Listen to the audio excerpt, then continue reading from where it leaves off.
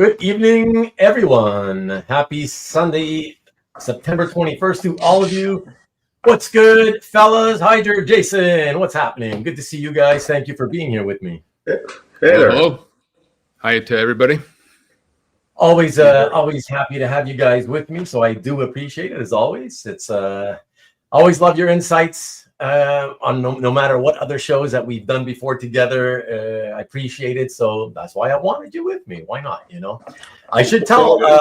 Say to what's that, Jason? I did Listen, watch I appreciate the it. South Park movie. Oh, yeah.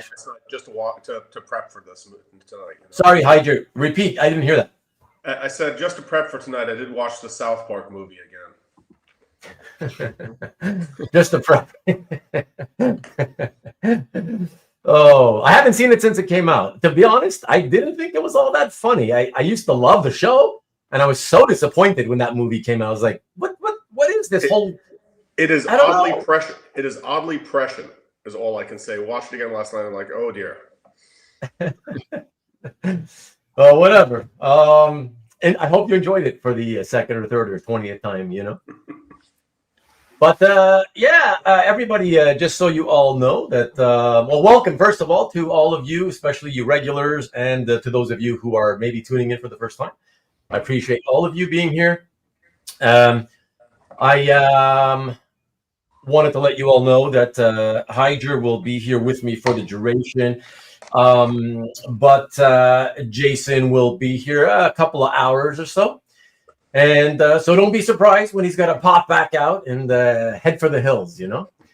But just don't want you guys to be surprised. That's also figured I'd mention it. I'd mention it right off the top of the show. And let me say I'll get into the quick promos in a bit. Let me say hi to you because I'm kind of really surprised at how much you guys are talking already tonight. A ton of comments, man.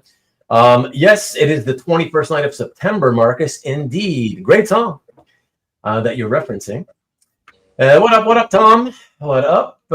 Sean Clancy. Wow, early, Sean. Wow, what's good? And you are excited more for the 5th of November. V for Vendetta? Better than Watchmen, as I always say. I say that, and I'm sticking to it. So, what's up, Rickster? Peace and harmony. Good evening to you, man. Love was changing the mind of pretend. Love was changing the mind of pretend. You're just starting, and it's already doing this. This while chasing the clouds away. Oh, I see. You did right. You're the 21st night of September. Back to that. That's funny. Say, do you remember? Wow, you're going crazy with that. What else? Vivian, thank you, honey, for being here to say hello and support everybody, and me as well. Thank you. Hello. Never was it cloudy. Oh boy, you guys are going nuts. John Brown, as always, appreciate you. And who else? Look at that. You got Tom saying hello to Heidjer. Peter, happy Sunday to you as well. What's up, CJ? Good to see you. Holy shit. Are you going to do the whole song or what? Body dancing in September. Heidjer, Jason from Vivian. Hello. The museum comes to mind all of a sudden. That's a kind of a fun movie. I thought that was all right. Let's see. CJ, ahoy. What's up, Stingray? Got a little promo for Stingray. Did a little unboxing earlier this week. And wow, Marcus, you are going wild. Wild, I tell you. And hellos to everybody in one message from Peter. Wow. Good effort there, Peter, by the way. And hey, it's a kind of a pain in the ass to always to fit that many people into one message with doing the @ sign all the time. Yeah. Boom. And hello, CJ. What up, Tommy? Just sent me a private message. Well, in response to something I had sent to him. Which, you know what, guys, I wasn't planning on mentioning it tonight because I already got kind of my plan, but so I have a guy who I don't know if he would want me to say his name. But what the hell, I'll say his name. His name's Eric, and he just bought a piece of art from me from Batman First Night, the one that came out last summer, a year ago, and we were just chatting. and he showed me a link to some art that got dropped. I don't know if it was today, but I guess it was maybe today or very recently. Blew my mind, and ties into what this market is all about. Talking about the health of the original art market. I hope I can fit it in at some point somewhere after I kind of get my main points out of the way and we talk about that. I'd like to be able to talk about this new thing because it blew my mind, and I couldn't believe it. I sent Kavi and a couple other guys a message about it, and Kavi was freaking out too. And anyway, we'll get to that later. With the opposition party, provide the rebuttal at the end. You do your rebuttals as we go through it, anytime you want, and that's how it always works here. My thoughts are with you. Also, what is the state of Batman #1? I didn't notice, copy. Was that stuff I showed you? I didn't even notice. Was that a first issue? Is that part of the reason? You know what I'm talking about, Jason? Yeah. So that was a today drop? It was Saturday. Yesterday. Saturday drop? Yesterday? Yeah. Okay. So you already know. Okay. So you know what we're going to, hopefully we'll get into that. It looks like a lot of us, if not all of us, will probably be of the same kind of opinion on this stuff, Hey, Gil, what's good, buddy? Hey, left nut, what up? Right nut, hey, who's that in the middle? Wow, you and Marcus are like harmonizing now. Hey, only blue. Okay. I won't even read yours because I know you're just continuing the whole song. Hobby, hi, State of the Union, blue lines, monoprint, sketch cards. On this type of show, especially, Peter, you never know. We'll see how long the main kind of thesis holds up, how long it holds up, and then we'll see what happens after. Mark's Issues with Archie Comics again. It's back. What's good, Mark? Hello to you. Hydration. Got my hydration. I hope you guys have yours. And Tom, sorry about that. Heidjer. Oh, hi, Rick. No football talk. Indeed. Sundays, I noticed more and more. I just don't even have time to watch. I got to record everything. So, please, no football talk if you don't mind, everyone. Or even if you do mind, no football talk. I will ban you. Heidjer duration equals hydration. What's up, Rich? Rich is early tonight. Wow, nice. Foosball spoiler equals bad equals sad Ruben. That's right. Do not do that to me. Hi, all, says Gabe Carino. What's up, Gabe? Good to see you. Better than late December back in '63. That's a good song too, though, CJ. I like that one. Hello, Varanga. What's good? I see Aranga on, through social media all the time. Instagram primarily. So that's always good. So it's a quick, easy way to stay in touch with people that you like and know in the hobby. But it's so nice to see you occasionally pop in when you have a moment, Aranga. So that's awesome. Wanted to tune in live to say hi to everyone. That's very nice of you, man. Thank you. And Aranga, what up, homies? Brown bro. Aranga, Newell, Kavi, Gabe, Aranga, Peter, CJ. Look at this. I'm doing it quick now. Want the #1 commenter crown. Oh, that's why you're doing it. That's what those crown things are about. It just tells you the #1, 2, and 3 to tell you that you've been commenting more on that live stream than anybody else. Is that all it's about? Couldn't figure it out. I was like, why is that? Why are these crowns appearing with numbers beside people's names? Made no sense to me. I don't get what's the point of that. As long as I don't have to give you a gift for that, then I'm okay.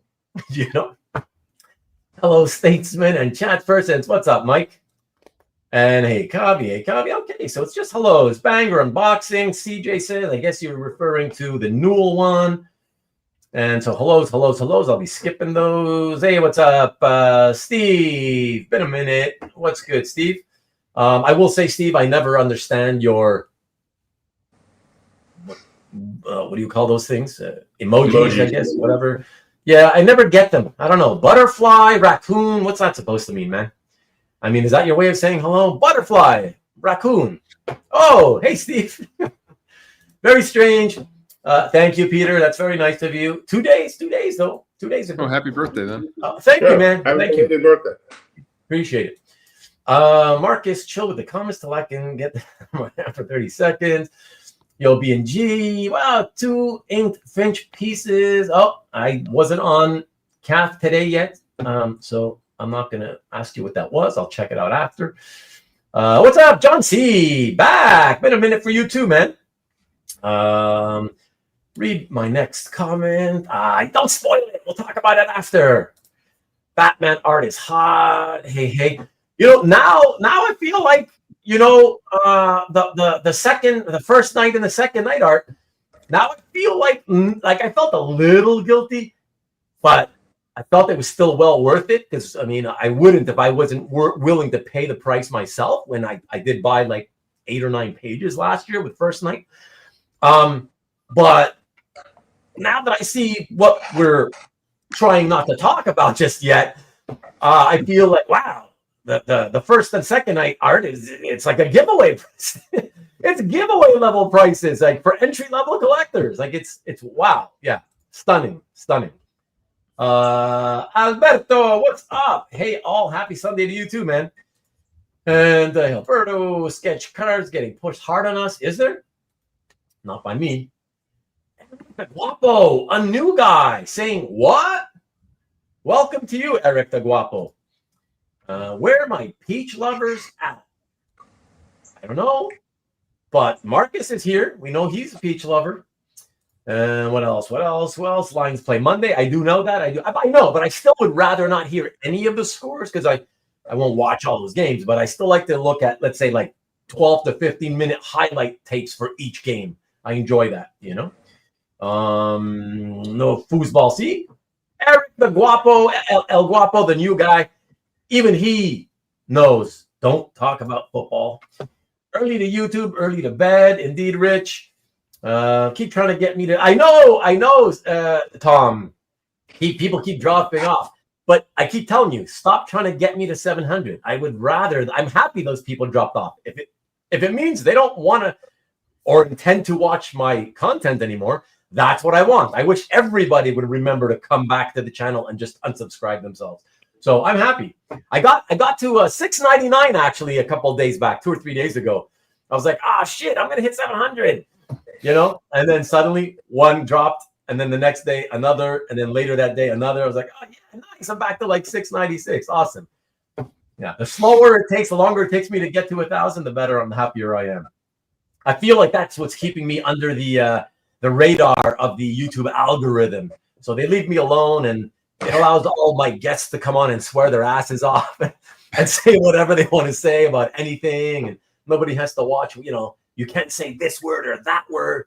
When there's a long list of ridiculousness words that if you say them and you're already monetized, like YouTube gives you trouble. Like it's crazy. So the longer it takes me to get there, the happier I am. Tom, no need to encourage people to subscribe. I got enough people I'm happy with. Trust me. Pick up a 5-page story by Scarpelli from an Archie Digest for under $150. Perfect. For the episode we did 2-3 weeks back, right? Collecting on a budget, on a very small budget. Fantastic. Exactly. Look at that. $30 a page for a complete story. Good Archie stuff. Very fun. For sure. Maki Poopo, what's good, by the way? Good to see you. Hello, the crown is a scam. Is it a scam? I wouldn't know, man. I just see these things pop up, and even though I'm a channel owner, YouTube does not send us emails or notifications to explain the changes they make and all these things they add to live streams or whatever. So yeah, I always have to figure out on my own, or I rely on other people to tell me if they know what it is, It's not even as good as Burger King crown. It's all virtual. That's right. Stephen Hunter's back. What's up? A poor peasant. Yeah, I'm a peasant too. On my own show, I'm still a peasant. Thanks again for the assist. Hey, I want a gift. And getting it for me, TJ. What's good, TJ, by the way? Wrenches are greater than crowns. 2 pages. Hey, what's up, Philip?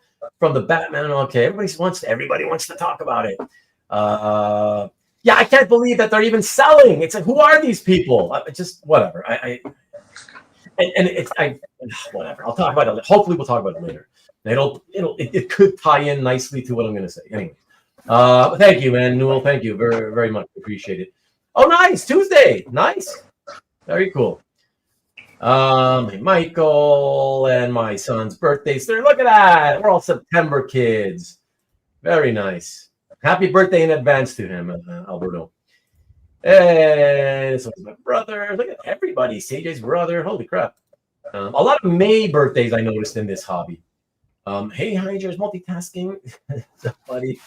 Happy belated birthday. Thank you, Rick, man. Thank you. Son's birthday's Thursday also. Look at that. Another son on Thursday. Look at that. Wow. Joint birthday party to save on balloons. Good to see Heidjer again. I love how he's just interested in seeing Heidjer, but not you, Jason, nor I. You know? Just I just Heidjer. blend into the background. He's good with Heidjer. Heidjer's the excitement. You and I should drop off and let Heidjer handle the rest of the show. Yeah, Heidjer's the excitement. Yeah, you can tell. Yeah. Matthew Bulmer, what's happening? Whoops, that was for a text unrelated. It's all right, man. It happens, you know? Look at that. Peter, thank you for being so welcoming. To Eric, the Guapo. I wish you would change it, Eric, to El Guapo, because who doesn't love El Guapo from that awesome classic movie, right? So El Guapo, but probably somebody already took it. Second night cover is 100K. Well, Mike's keeping them just like he did with the first night cover, so I couldn't tell you what we would be selling them for or asking for them. Except I could certainly tell you it would not be even in the 5 digits. So, yeah, that's whatever. Like I said, maybe later. Second mortgage night, yeah. Happy birthday, but are Canadians actually born or just grown in the garden? Grown in the garden. Grown in the garden. You know. That's good. We'll talk about football or Bruno? Hurry up. Superman is on HBO. All right. Super. Yeah, you can watch it at any time. Thank you, Michael. Appreciate it. Thank you. Keep hearing about melting blocks of ice. We keep appearing from melting. Oh, John C. is another Canadian. Hey, what's up, Nikki? What's good? I want to talk about Bruno. Are you talking about Bruno as in like Sacha Baron Cohen's Bruno? I like that. No, there was a comment. Sorry, we don't talk about football or Bruno. That was from a Disney. Oh, Bruno. Oh, okay. Try and swing by after dinner. No worries. Thanks. Have a great dinner, Nick. What's the steak tonight? So Nick. Hello. Real quick. Have you heard a long state of the hobby speech? Well, Stanley, it's not like I wing it. I don't write things down. I don't pre-plan what I'm going to say. There will be a presentation, actual PowerPoint. PowerPoint. PowerPoint presentation. Yeah. Does anybody still use PowerPoint actually? Is that a thing? Is that still a thing like for presentations? I thought there was like newer, more advanced technologies that replaced kind of PowerPointing. Simple is sometimes easier. Huh? Simple is sometimes easier. Really? Yeah. No, that's true. What did you say, Jason? Oh, I try not to do presentations if at all possible. So. Me too. Except kind of like when I do these shows, Right. But that's okay, right? Because since I don't plan them, I just wing them. Who gives a crap, right? Who wants to write out speeches and memorize? It's like, too much pressure to try to remember everything. Like even if you're good, like speaking in front of crowds, if you don't have a problem speaking in front of crowds, it's nerve-wracking because you're nervous you're gonna screw up remembering what you wanted to say, right? The memorization part of it all, like, yeah. So I never liked doing that. Do you have show notes in front of you? I don't. If I had if there was a lot of details that I was thinking, oh yeah, I gotta make sure I tell everybody that, or oh yeah, this too. Like if there was a bunch of these little things that I knew like I could forget, I would make, I just jot them down real quick. But usually I don't. I just kind of wing it and see how it goes, Oh, look, Nikki's talking about the other art. I don't want to get carried away onto that topic until after. Many of us, I know you did. I know I watched it, and apparently you didn't even notice that I watched your show after the fact when I got back from dinner, Nikki, because I watched it and then I left you a comment, like I always do when I, especially when I can't make it live, So I did notice people, and I got to tell you, I thought it was weird because I was sitting there and I keep seeing. I heard you. I saw you go like, oh, whatever. Like it's Ruben's birthday, and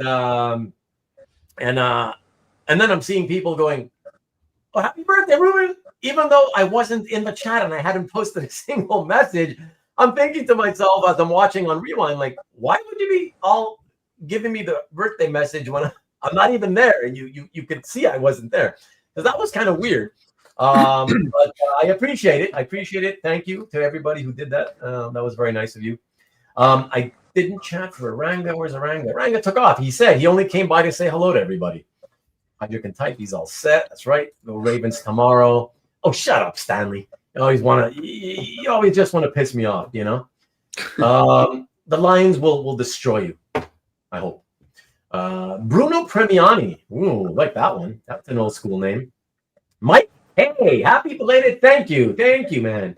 Hope you had a great one. Hey, well, at my age, I did, well, I shouldn't say it has nothing to do with age. I don't typically do much. We typically go out for a lunch or a dinner. Kind of like that's it. As long as we go get a cake, as long as it's my strawberry cheesecake, which I did get, and I've been eating for the last 3 days. That's about it. So yeah, we had that, and it was nice. So appreciate it, man. Thanks. Okay. Hey, am I catching up, or what the hell's going on here? Oh, overhead projector. We don't talk about Bruno. Ditto. Okay, I'm going to read them quick without showing them. Thank you. You're very welcome, Nick. Root beer float. Definitely the cheesecake. No root beer float. Hit those like, yeah, please, everybody watching, right below, not where I'm pointing, but right below where Heidjer is, you'll see a thumbs up icon. If you don't mind clicking on that, that would be there. Thank you, Heidjer. That would be cool. I'd appreciate that. Thank you. No need to hit the subscribe, but it would be nice just to get a like. It's good encouragement for me. That's all it is. Appreciate it. Did you see the comments? Yeah, I did see them. Yeah, for sure. A burger and cheesecake, I have a feeling. I did get a burger. I did. In fact, we went to the same place Friday night and then again last night for a different reason. But we went back and I had another burger. So yeah. Bruno Sammartino, nice. For the wrestling fans out there. Another art drop at Comic Art. That's what we're talking about. It was more from the Kryptonite Spectrum by Martin Morazzo. Okay. But you like that sort of less lesser mainstream stuff or lesser mainstream artists, right? So hey, man, whatever's cheaper, even better. So yeah, Bruce Willis return to Bruno. Oh, okay. I'll take it. I'll take your word for it. Hello, what's up? Thank you, Ian. I appreciate that, man. Good to see you. Morazzo is very affordable, says Marcus. All right, check out Morazzo's art, everyone. And Jason's mustache game is on point, says John C. Look at that. He's doing the handlebar thing. He's going to be joining the Hell's Angels. He's up for membership soon, I think. That's right. That's the word on the street, Just got back from CrockerCon. Or CrockerCon. Is that a misspelling? Or because Joe Cracker? Maybe Graham Crackers? I don't know. Cracker Barrel.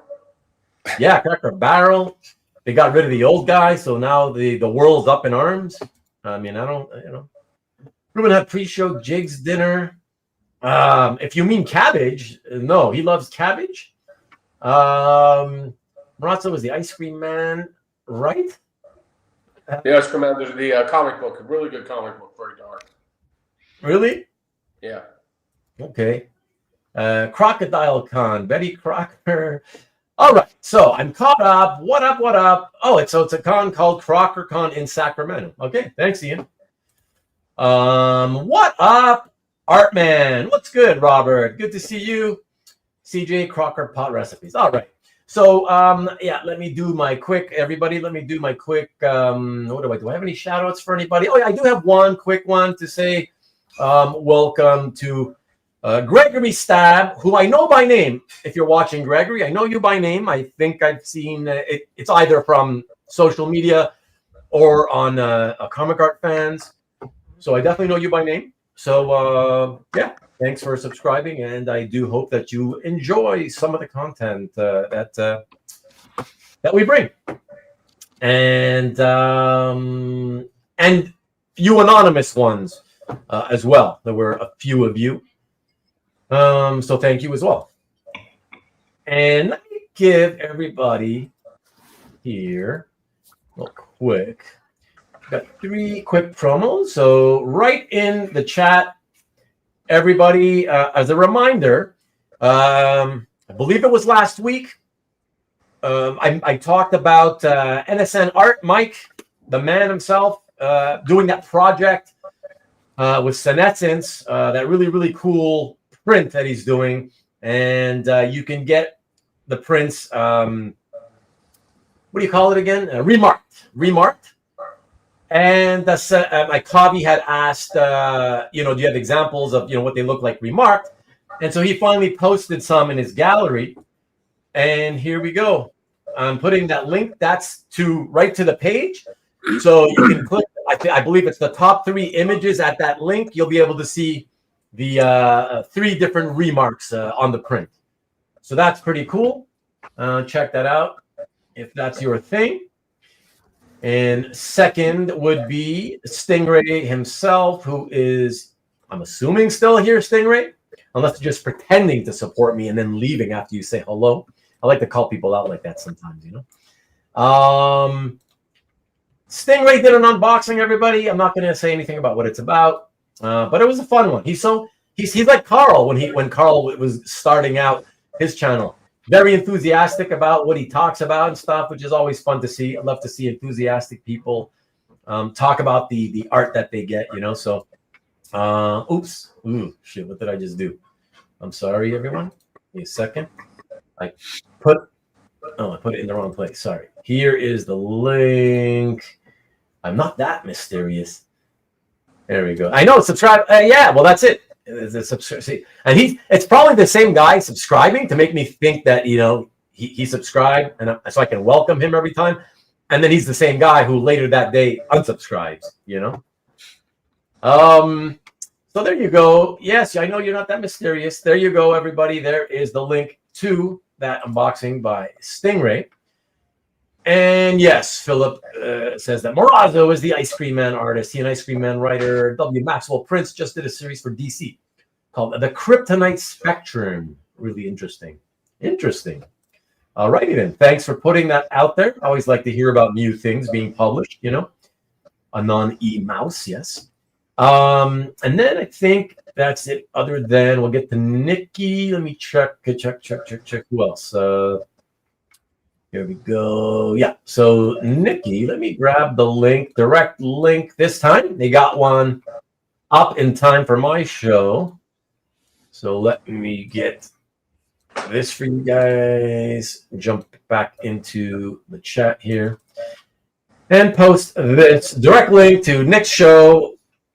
And I can also show this by Nick's Art, everybody. So this is for the EXP, the original art experience, which I always tell you guys to remind you. It is every Friday, this Friday and every Friday at 7 p.m. Eastern, 4 o'clock Pacific. Stay here playing some of Nicky B's artwork. Look at that. Buy his art. And yes, I hear tell that he may actually be offering up the Fantastic Four number 50 cover by Jack Kirby. And even the 48 cover. Wow, that's going to be amazing. So tune in to see if that really happens. Tune in, but it ain't happening. But yeah, please do check out that show if you have not before. And I do believe that's it for the promos. Let me take one last look. I do believe that is it. And then we can get into this. Yeah. What do I see here? Kalchoy. What's good, buddy? What is up? What's happening? And who do you got? Sup. Leighton. Thanks, Marcus. Rats. No original Kirby FF 4850 covers ready to be claimed on a YouTube show, Damn it. I was hoping. Thanks for clarifying that, Marcus. And what else? Anonymous subscribers, but does not hold on to his art for 5 years, and then he unsubscribes. Nice, TJ. Yes, that's got to be it. And what's up? Oh, of course you are. Of course you're just stopping to register your like and say hello and bye-bye. Thank you, Cab. I appreciate it as always. Oh, you might get a statement. Oh, excellent. Your timing is perfect because I'm just about to get into my speech Gonna be calling this speech. It's not a speech. I'm just gonna ramble like I always do, you know. So yeah, get to the hot takes. That's it. That's it. And let me tell you guys. Let me ask you guys watching. I would say, given that I don't look at your chat comments while I'm speaking, right? So, and it's going to be several minutes, I'm sure. And it's best you kind of try to hold your thoughts about what you want to say until I'm done saying what I want to say, and then start, saying whatever you want to say. Because then I can immediately, because once I stop, I'll let Jason and Heidjer sort of, say whatever they want to say in response. And while they're talking, that's when I will also kind of jump in and start posting all your kind of comments and, addressing them, or at least saving them to address them after these guys are finished speaking. And I'm going to see all of you. Oh, very nice of you. Stanley being impatient. Oh, you're floored for sure. Cab, hello. Comment after the show, not after the show. Well, you could if you want, but no. But better that if you don't do it while I'm speaking. We will never be able to get any comments in. Listen, I promise I won't talk for the entire show. Trust me. You're not kidding, Cab. I know you. I know you hate me. You're just pretending to like me. That's it. Good evening. Good evening to you, Lee. Good to see you. And hey, Lee. All right. Awesome. All right. So everyone, perfect timing. So just about half an hour in. Perfect. So as a reminder, just for the people who watch this on Rewind, or for anybody here for the first time who may be silently watching and not commenting, I'll give you just a quick little bit of a recap of what I had mentioned when I first did a state of our hobby address. I did one. This is my second one. I did one with Alberto Gonzalez 2.5 years ago, so March of 2023. And just to sum it up, I will say that at that time, a lot of us had sort of differing opinions. A lot of the talk had to do with sort of a faction of people in our hobby, worried, concerned, if you will. I think both words apply, that we, those of us currently collecting, it's like an actual belief that we are the final generation who will ever care about or want this stuff. And so there's this concern that, once we all kind of age out, die out, nobody's going to want this stuff, right? A lot of guys were like, who's going to want this stuff? My rebuttal was, well, it's very long. But essentially, I guess I could sum it up by saying, look at for example, golden age comic book market, right? None of us, nobody alive today who's currently in the hobby collecting comics or art, none of us were alive back in the golden age. None of us have nostalgic feelings, for having been there and bought those 1930s, 40s comics, right? And yet, as you all know, as a back issue market, golden age, silver age, it doesn't matter what age it is, it's very strong, right? I mean, okay, in the last 2 years, comics have, comics are a lot more cyclical of a market than art, because it's a mass-produced product, so it's much easier for them for that market to hit weakness and go, prices go down for a while, and that's currently what's been happening in comics over the last couple of years. But it'll rebound again sooner rather than later. But the point being, it's not like it crashed or anything, right? It's everything across the board is kind of down in comics. But the point is, golden age comics are still worth, many, many thousands of dollars each on average. Okay. And why? Again, nobody buying them and trading in them, over the last 40 years, was around back in those days. So that's the proof positive that comic art afterwards, they're very attractive, whether it's for the art, the stories, but as a visual collectible, they're very attractive, and people will be attracted to them for that reason alone, just because of how cool they look, even if you never read them, you know? So if you can see that there's a vibrant market in Golden Age comics, and there always has been, in spite of the fact that nobody trading in them was alive when they were coming out, then you should have no concerns that, oh, we're going to be, you know, those of us speaking here today and watching are going to be the last and final generation willing to put money into original art, and then it's suddenly going to crash once we all age out and die, you know. So that was my rebuttal, and that was my thoughts. And so to end it all, I basically was saying that, yeah, from what I can see, everything seems strong, everything seems healthy. The market seems to be healthy for a long time to come. All right. And so that was that 2.5 years ago. All right. So tonight, what I wanted to talk about was, you know, over the last few months, there's something that I've been noticing. It didn't have me worried. All right. So I don't want you guys to suddenly think I'm hitting a panic button or anything.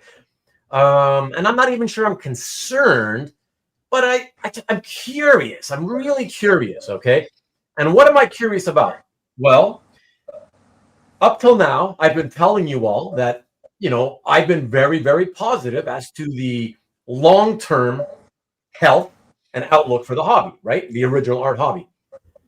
But now what I've been seeing, something that I've been thinking about, right? Because you all probably remember, I kept saying for the longest time, I've been saying for the longest time, you know, just look at the auction houses, right? Every auction, if you take Heritage, right, they're number one, as we all know. And if you take their auction, that auction house as an example, and you see that they conduct 5 auctions per year, like the big auctions, right? And each one of those auctions always has, on average, 825 lots. And basically, pretty much every lot gets purchased, okay? And the vast majority of those 825 lots, you never see people post them to comic art fans or anywhere for that matter online, right? And this has been happening since the advent of COVID, right, in 2020.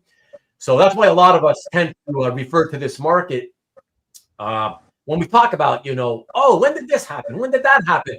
A lot of us refer to it as, oh, that was for sure pre-COVID or post-COVID, you know?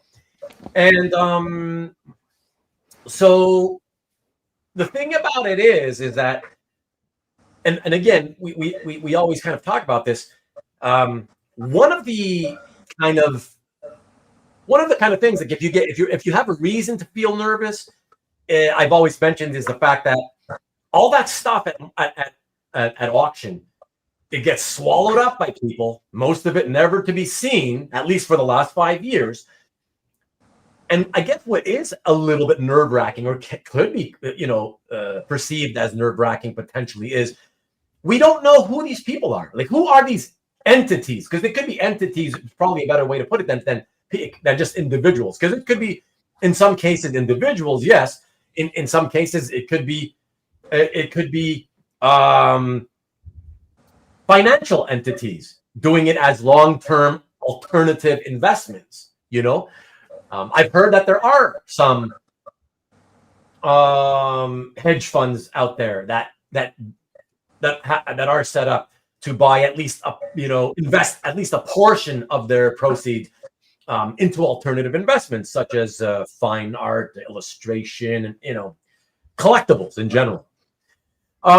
So that's I guess, certainly for me, I can say that does bother me. I don't like not knowing who these people are. And when I say who these people are, it's not that I need to know the names of the individuals, right? That's not what I'm talking about. I'm just kind of saying I wish we knew or had a better idea, some sense of specifically how large is this pool of entities swallowing up all this art? How large is this pool, right? Because we know that clearly it has to be uber wealthy entities, right? Because every single heritage auction rakes in tens of millions in sales, okay? And that's 5 times a year times, however many years now. And so that tells you, okay, we can be pretty certain it's uber wealthy entities, right? And so that has made me think, like, okay, they're putting the money in, and they are not posting it like, a lot of us do, a lot of us collectors do. But it's also nice to know that, we were worried in 2020, 2021. A lot of us were concerned, like, oh my gosh, like, who are these people buying it? And are they these investor types? Because that's typically the kind of entities who have that type of money to play with. And the fear was at that time, are we going to see this stuff hitting the auction block again, or just being put on sale somewhere else online? Trying to flip, because that's not going to be good. Thankfully, we haven't seen most people flip or attempt to flip. All this stuff has disappeared, and thankfully, whoever these entities are holding on to it. And it seems it's good. It's going on 5 years now. Since the first sort of the boom started in 2020. So that's a good thing, right? But then I in the recent months, I started thinking, not knowing really bothers me. Not knowing how large the pool of these entities are, it bothers me, because when it comes to being uber wealthy, right? You could have literally as little as one person out there, right, who's a multi-billionaire, say.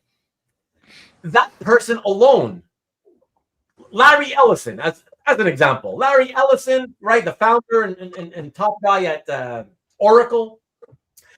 He founded Oracle back in the 70s. I think he's 80 years old now. He still looks like he's in great shape. He's like the first or second, depending on what day, first or second wealthiest person, by net worth in the world.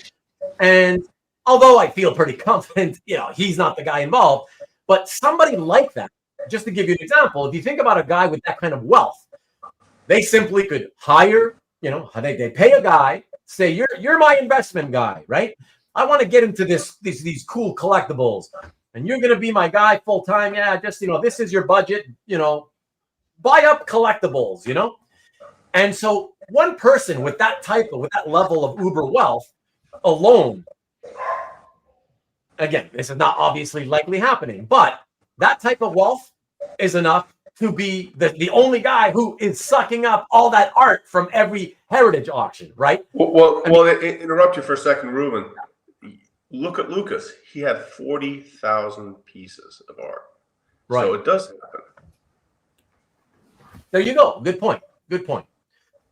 So it's possible, right? But here's the thing. It could be that, right? It could be as little as 1, 5, 10, 15 to 20 entities buying all that stuff up. Or it could be a pool of 200. It could be hundreds of entities that are, they got good wealth. And yeah, it's a bunch of them. It could be dozens, whatever. My point with that, though, is to say that in a market, the way that you assure that the long-term health of a hobby will continue is if the product, in this case, the artwork, goes into the hands of the largest possible amount of people. The more widespread and larger by number of, collectors and entities there are, the healthier it is. Why? Because of the fact that the fewer people that are absorbing all of this that there are, if that number is really small, all it would take is for one of those entities to decide, yeah, I want to get out now, and I'm going to send all my stuff to the auction house again. And suddenly it's like, oh shit, right? That's going to potentially cause a slowdown, a dropping of prices. That could be problematic. So you want as much of this stuff to be going. It's better for it all to be going to 200 wealthy individuals than just 10 or 2 or 20. That's what I'm saying. And that's why I do have a small level of concern. It just bothers me not knowing. It bothers me not knowing how big or small the pool of wealthier entities that came into this hobby since 2020 happen to be. I don't know what size that pool is. That does bother me. And so let me add something else to that, guys, and why I'm a little concerned about what I used to say, where I felt no problem. I think that the future health, the future financial health of the hobby is stable and it's going to be fine, right? And I don't talk to other dealers about their personal business. Okay, so I can only talk to you guys about my own, right? And as you know, I'm just a part-time when it comes to selling. I'm a part-timer. It's been many years. I've not been a full-timer, right? But I don't mind telling you guys, and most people wouldn't be honest with you, even if they were in the same situation as me, because most, if not all, dealers in the hobby, they want the appearance of a uber healthy hobby to always be out there, right? But I can tell you, I don't mind telling you guys that this year, and I'm speaking only for the art that I own myself, okay, that I buy and sell of my own accord. I'm not talking about the Mike Perkins art that I sell on consignment. So just the stuff I own. I can tell you this has been one of my shittiest years, okay, in the 20 whatever years I've been doing this, okay? One of my shittiest years. And it's also been weird, a really weird year where, okay, I can tell you one thing. This for me, in terms of as a seller, okay, as a dealer / seller, the only thing, it's always very sort of inconsistent. You can't really bank on, oh, things are going to be good at this time of year versus, this year, because that's what happened last year. It doesn't really work that way, except the beginning of the year. The beginning of the year is pretty consistently slow. All right. So I had a couple of months, right? January, February, where it was typically slow. Then a really weird thing happened where the next 2 months for me were outstanding, really good. Okay. Like not just good, but really good. And I was like, okay, woo, finally, it's going to pick up. I'm going to have one of my best years ever. So that was March, April. And then May rolls in and it goes back to what January, February was. And I can tell you, it's more or less, it's fluctuated, but not by too much. And it's kind of been just quiet since May.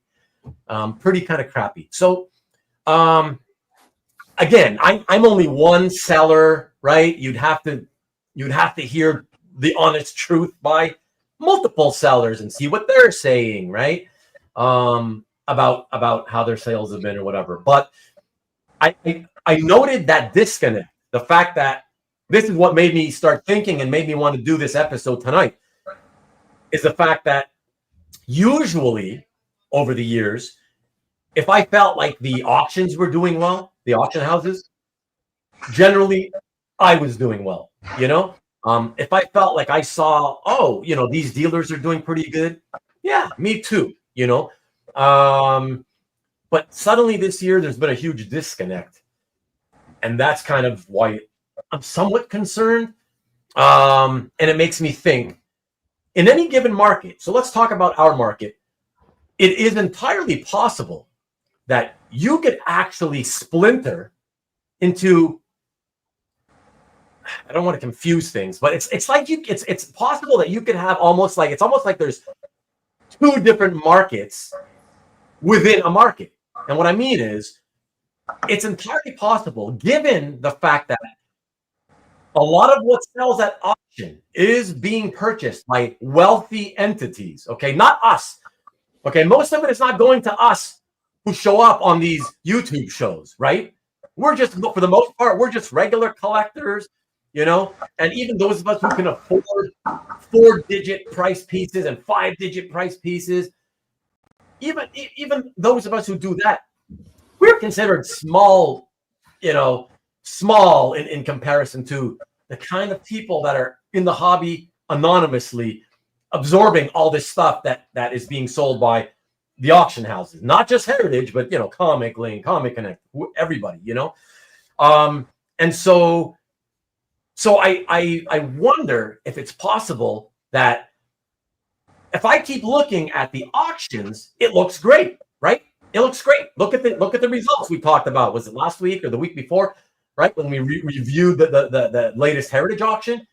Yeah, it looks fantastic. If you go just by that, you're thinking, yeah, everything's, hunky-dory, like always, right?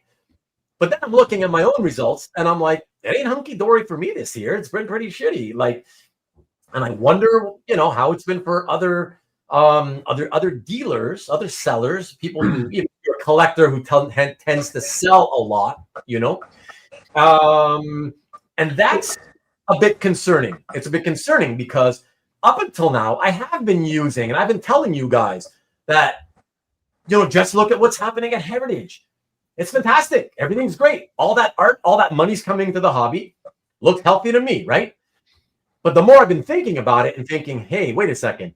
But if all of that stuff is mostly going to uber wealthy entities, then that tells me things are not necessarily as healthy as I've been thinking.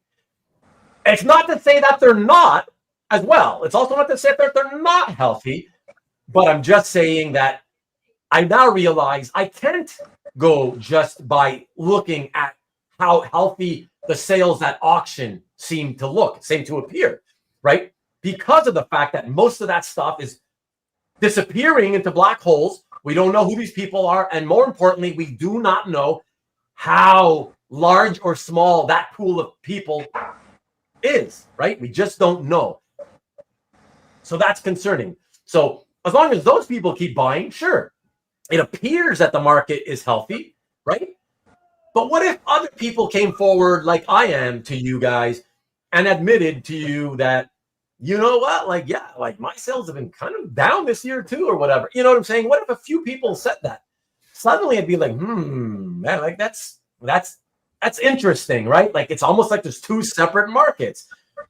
And I don't think it's a good thing necessarily if we were to find out that it really primarily looks good and healthy and strong only because of the black holes that are absorbing this stuff anonymously, while those of us who are much more out there and prominent on social media, who are friends who talk to each other about this stuff all the time, if we're kind of quietly saying, yeah, like I've been having trouble selling or whatever, yeah, my sales are not that great this year, whatever, then suddenly you got to say, like, it's like a split, right?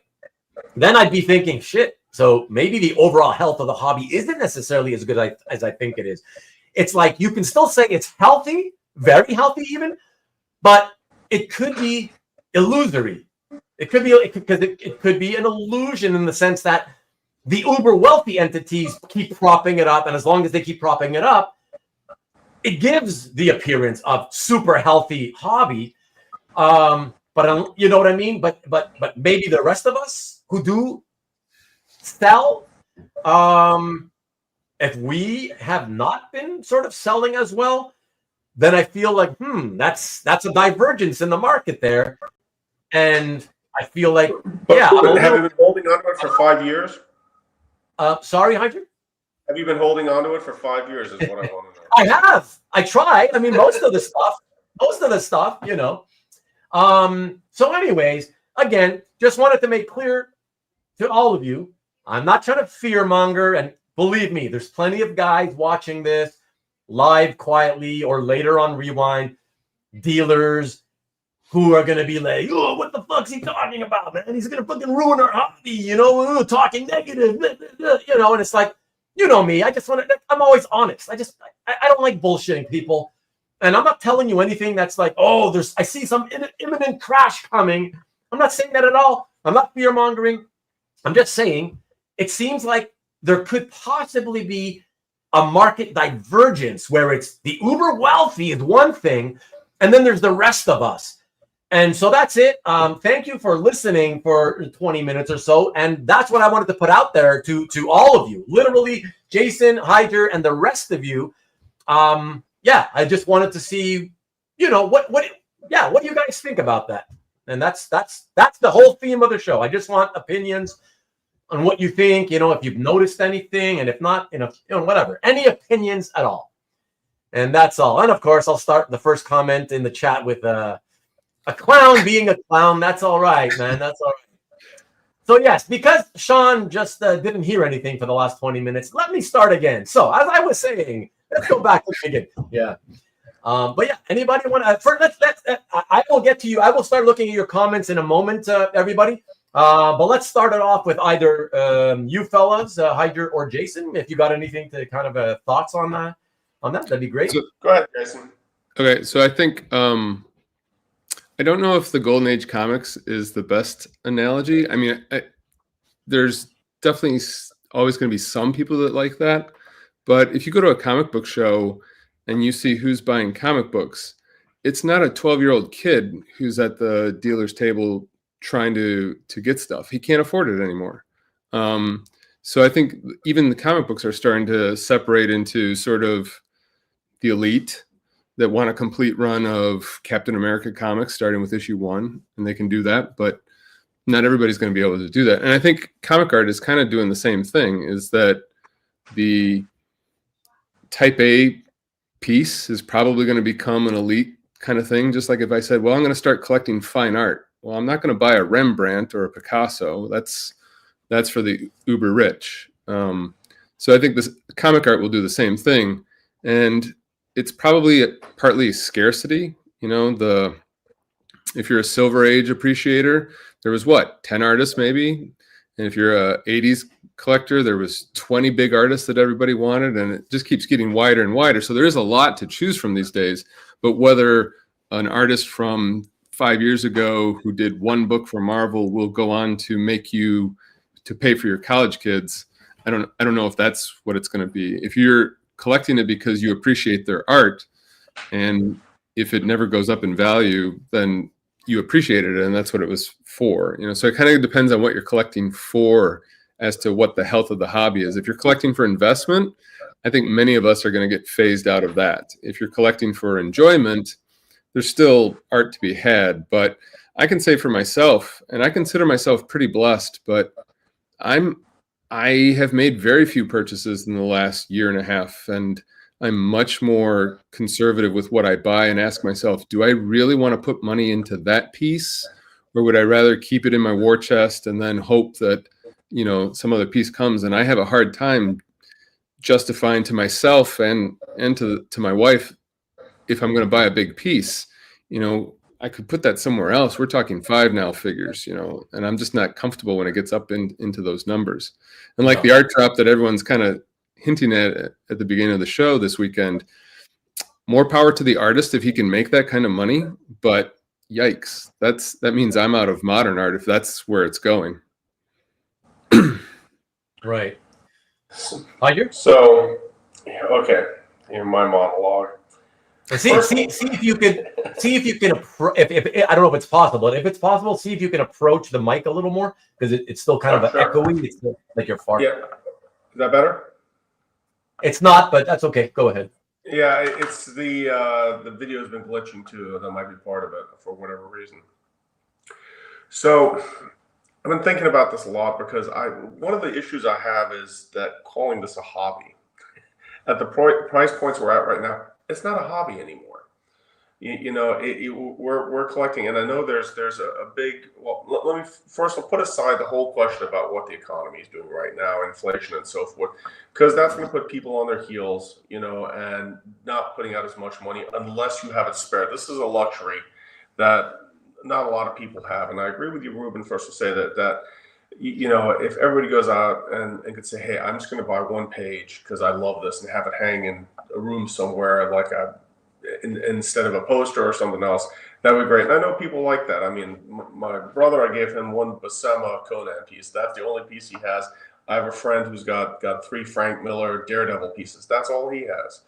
You know, and there's people like that out there, and so this stuff's already spread out there. But it is a mindset of equivalent to having a wood block print, a piece of art, or so forth in your house. And I think this collecting is a little bit at a crossroads right now, because we're getting to a price point where it really is no longer a hobby. I started collecting longer ago than I care to admit now. If you look at the New Year's, 1992 does not seem that long ago, but it does. And I've amassed a lot, you know, not like some of the deep hole collectors, but I mean 4 figures. You know, and probably not different than a lot of other people, but I don't think that's possible anymore. So, you know, The question is, how do you get, if you want to grow the hobby, if the hobby is healthy, you have to get one, new collectors in, or it has to become more scarce. That's how it's maintained. So, and I used hobby, and I don't mean to, but this is in terms of if you're really collecting based on value, or dollar signs or whatever you want, euros. With the Lucas Museum, I mentioned this to you, Ruben, maybe there's the potential that some of these black hole collectors may donate everything to a museum. I mean, that's what Waterson did for Billy Ireland, and what Walt Simonson's going to do. That stuff, once it's donated, will be off the market. Some of the collectors may do that too. It becomes more scarce, it becomes more valuable. How do you get new collectors in, though? And that's going to be the modern stuff. If it's going more expensive, prices are rising, good for the artist. The artist being recognized, them getting the money, bless them. They don't have healthcare and God knows what else. So, the more they can make off it, it has nothing to do with that in terms of my comments, but just in terms of going up. You need to, it could be remarks, could be sketch cards, so forth, to get people in the hobby slowly. And if they only go to buy 1 page, 2 page, 3 page, I think the multi-hundred, $1,000-page collectors, that's done. Not possible anymore unless you do have a big bankroll. It's just I think the hobby's changing. Again, hobby. It's not a hobby anymore. It was a hobby. It was collectibles. It's one of a kind. It's something else now, or getting that way. So is it healthy? I think we don't know. It just depends how it shakes out. How have you personally been feeling, though? If you had to say, like, somebody came up to you and said, "Hey, you're an art collector. What do you see? What do you foresee with the future, the long-term future of the hobby?" What would you say to them? It sounds horrible, but I don't care. You what? I don't care. You don't care. No, but if they're asking you, that's that. If they're asking you, it might be because it's somebody who kind of is thinking of getting in, right? So you don't want to kind of scare them off by saying, "I don't care." I say that because the stuff I've bought, I truly bought because, again, if you go in with the investment mindset, now if you're going to drop, depending where you are, and I know you said this is not about budgets and so forth, but for somebody, $300 is a month's rent. For somebody, $1,200 is a month's rent. This is a commitment depending where you are in your life, your age, whatever. So this is money, a lot of money. That's why the advice has always been, buy something that you love because you'll enjoy it, and I've always done that. So where's the hobby going? Don't care, because I've always bought for what I love. Now, of course, if you're dropping $20,000, $30,000, $40,000, $50,000 or more, and you're not a multi-billionaire, you're going to care about that. And you do want to at least maintain. But it's a question of getting the joy out of it. Now, where I go, this is not to offend anybody, but when you're looking at the people who are trying to, and this is me not knowing anything about like put together an X-Men book again, or they love one specific I mentioned this to you, Paul Smith run, or John Byrne, or so forth. That's one where you kind of go, okay, I really love the character. I'm a fanboy of this issue, and so forth. Will that move forward and maintain the price? That I don't know. You could see it with Watchmen. You can see it with Dark Knight because they're seminal books, and you can say this is something very different for the industry. But for something where it's just nostalgic, that may not carry over, especially because, again, if it's scarce, that's one thing. They're all scarce, they're one of a kind. Golden Age is really scarce. A lot of stuff got destroyed. Same thing with Silver Age, Twice Up Marvel covers. A lot of it got destroyed. But modern stuff is more available. So there's a couple of factors at play there, and I think that the folks that really do trade in nostalgia, that's a bigger risk than something that is scarce, or something. My personal favorite, Bernie Wrightson. That's just, a Frankenstein plate is not going to lose value. It's just, I think it depends on the age of the person. If a friend of mine, same age, says, "Hey, I saw your wall. We used to collect those books when we were a kid. I want to start buying some too." but I want to get from, you know, the 80s X-Men with Byrne Austin or whatever. It's, you know, if they have the means, they can do it. But otherwise, if they're just entry level, they're not going to do that. And then when we're dead, unless the comic books became affordable, a 10-year-old today probably isn't going to read X-Men 133 unless maybe they're reading the trades. I guess they can do that. But if they're not exposed to the books and they don't have a connection to it at that right age, then the nostalgia factor is gone. And so then those kind of books probably start to fall off. Like Heidjer said, the seminal books that changed things, Watchmen, Dark Knight, those kind of stuff, they probably always will have a place in pop culture. But yeah, I don't know what happens to books that were just sort of mediocre and have nostalgic value, but aren't pivotal pieces by seminal artists. Now, I wouldn't say that things have been crashing. By any stretch of imagination. Again, when that's just Stanley being Stanley. Don't worry about it, Heidjer. Well, I mean, this goes to health of the market and stuff like that. I mean, you're still talking the pages that 30 years ago were selling for $10 to $50 to maybe $100 are going for $1,000, $10,000, $50,000. I mean, that's, even if it drops by $5,000, it's still a lot of money. Right. You know, and I do think there's caps also in terms of, you know, there's discussion about Kirby pages. There's a lot of Kirby pages out there. You know, eventually, unlike, you know, and this is an unfair comparison.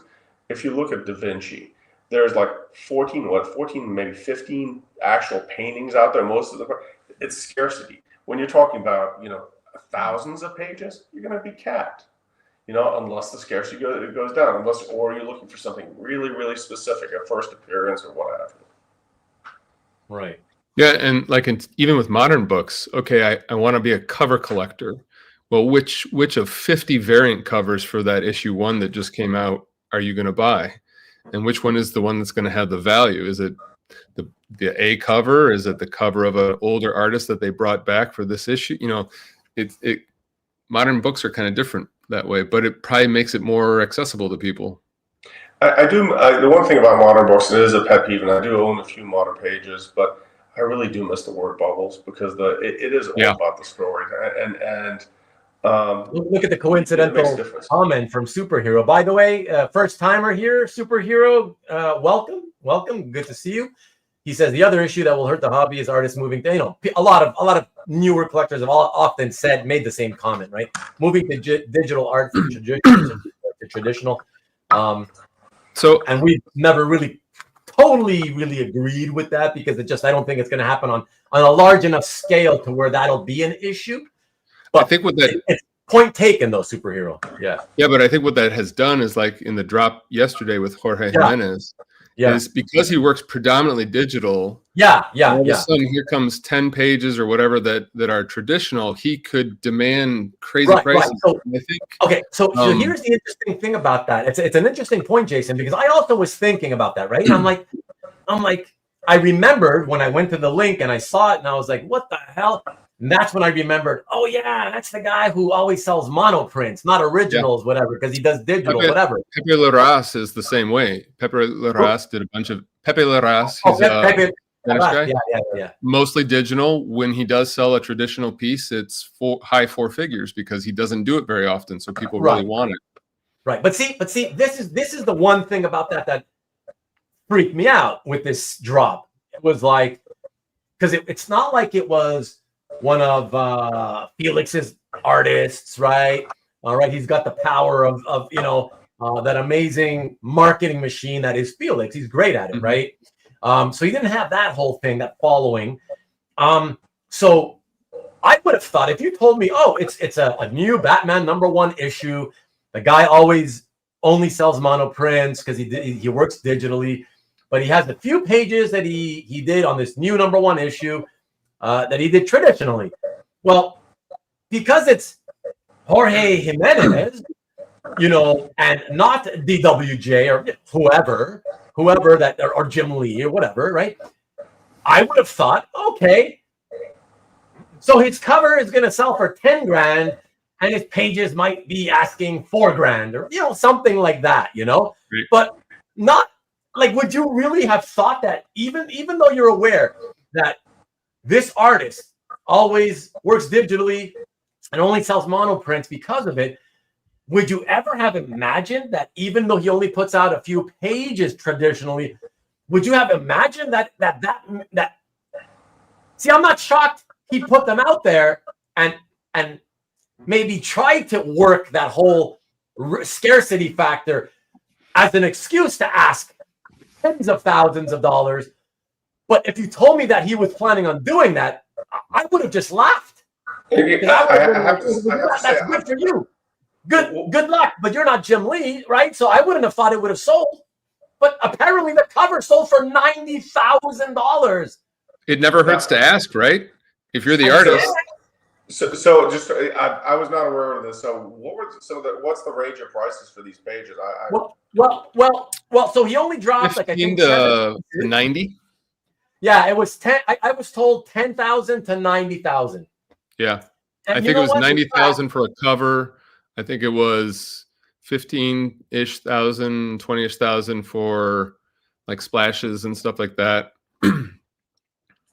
Yeah, Well, let me ask you a question also. What about the international market? Because I know when the Persepolis pages went out, and was it Sotheby's or Christie's? I mean, they went for 40,000 a page for that the book. That was in London. So I mean, the European. I can't. Sorry, for me, your volume's just it's. I'm having trouble. Can you tell me who you're referring to? What artist? I forgot the artist. The graphic novel Persepolis. Oh, and who was that by?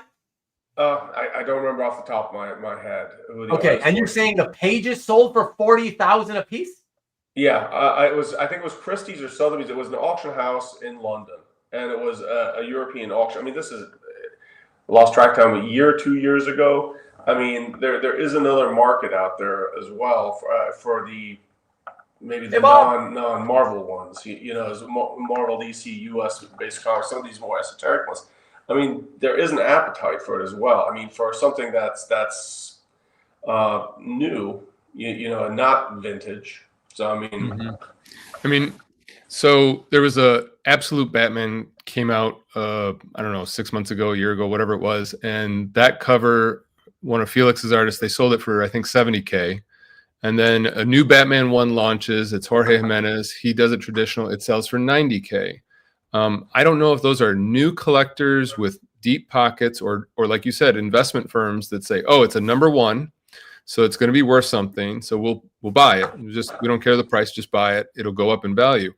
And I don't know if it will. I mean, it depends on how many people are really buying it. I know this Batman one, I think, was selling 500,000 copies or something like that, but I don't know if that's 500,000 unique individuals buying it, or if that's 10 people each buying, you know, a ton of them because it's a number one. So I don't know. I just want to. Sorry, hold your thought. Yeah.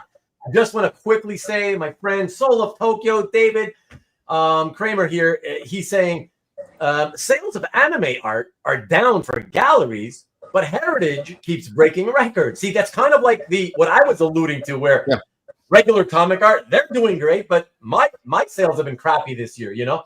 And he says so much of the demand is being driven by new international buyers, and particularly from Asia. So that's an interesting thing. Yeah, I'm sure. Dropping by there, David. Appreciate it. I'm sure Heritage has clientele that, you know, their employees call them up and say, hey, look, I know you're looking to get into something.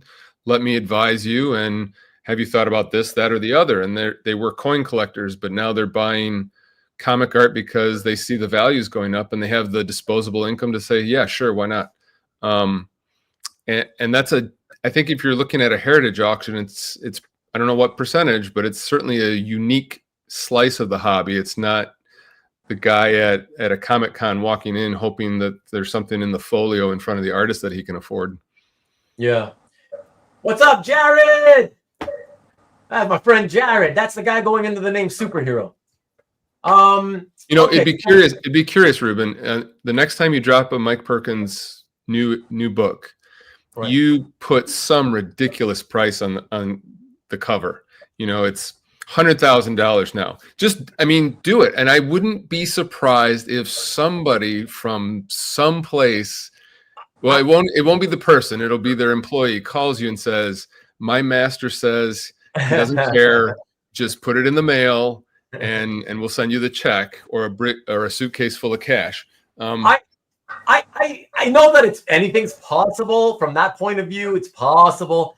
I don't think that's going to happen because I think that a lot of it, like what happened with the Jorge Jimenez stuff, a lot of it has to do with what I refer to as manufactured hype and scarcity. In other words, he has spent the last however many years only working digitally, and ergo has only been able to sell prints of the pages. Mm-hmm. And so that sort of builds up maybe this idea that, well, it's rare for Jorge more than most people, right? And so since he has never really had many pages available that are traditionally drawn, I think that it's this whole years long buildup to finally saying, oh my God, Jorge Jimenez, he has never had stuff for sale. Now he has a few pages. Oh my God. You know what I mean? So I think that's what it is. Whereas with Mike, right, with Mike Perkins, he has always offered his art for sale. So I don't think that people like him or any other artist who has always offered every issue of everything they've ever done for sale, I don't think that you would have the same effect because people are used to knowing, well, this guy always sells this stuff. He always offers it, and he offers it at, market prices, whatever the market will bear. So I think it would hurt me more probably if I were to even attempt that, because then you get a bunch of people, even people probably that know me, who wouldn't want to tell me.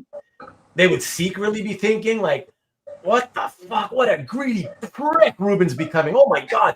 He saw, Jorge stuff going for that much. And now he's also falling for that trap of like trying to rip everybody off. You know what I mean? I think I would just, the only thing that would result is I would get maybe some public blowback.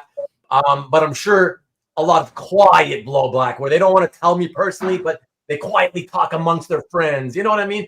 I think only something bad could come of me attempting that as opposed to something good, Yeah, but you have to admit, if you're the artist and you think you are of equal skill to some of these people who have commanded big targets, a lot of them do think they're at least as good, if not better. You know what I mean? Yeah. And that's why a lot of them get upset. A lot of them actually get upset and jealous and angry, like X amount of dollars for that. Like, what? I draw way better than him. What are you talking about? And now they think that it's all merit based. Because again, artists are not the best business people, right? They're not so business savvy, most of them. And so they think that way, right? So, well, yeah, I'm going to ask the same thing. I'm going to start asking way more than they, more than they've ever been able to get for their stuff, and they don't get it. They don't understand that it doesn't work that way. It's not merit. But think of that. If every artist, regardless of who they are, what they are, just put an extra zero at the end of their number. So if they have a $300 page, now it's a $3,000 page. If they have a $30,000 cover, it's now a $300,000 cover. I mean, if they just started doing that, you're really going to crowd out the collectors in the hobby to just the uber elite. Nobody will buy stuff anymore. What's up, Corey? Yeah, that's Corey. And maybe that just becomes an investment asset.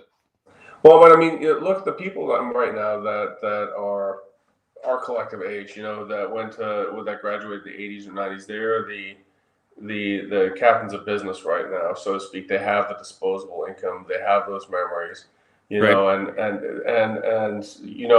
maybe that will in some ways open the door for the hobby to grow as well. I mean, if you think about it, and again, go back to the dark ages, and it's not a one-on-one comparison, but like Michelangelo and so forth, they were funded by people say, hey, paint me into a religious scene, paint me into this and so forth. And a couple hundred years later, hey, it's fine art, but that's not that's not how it started.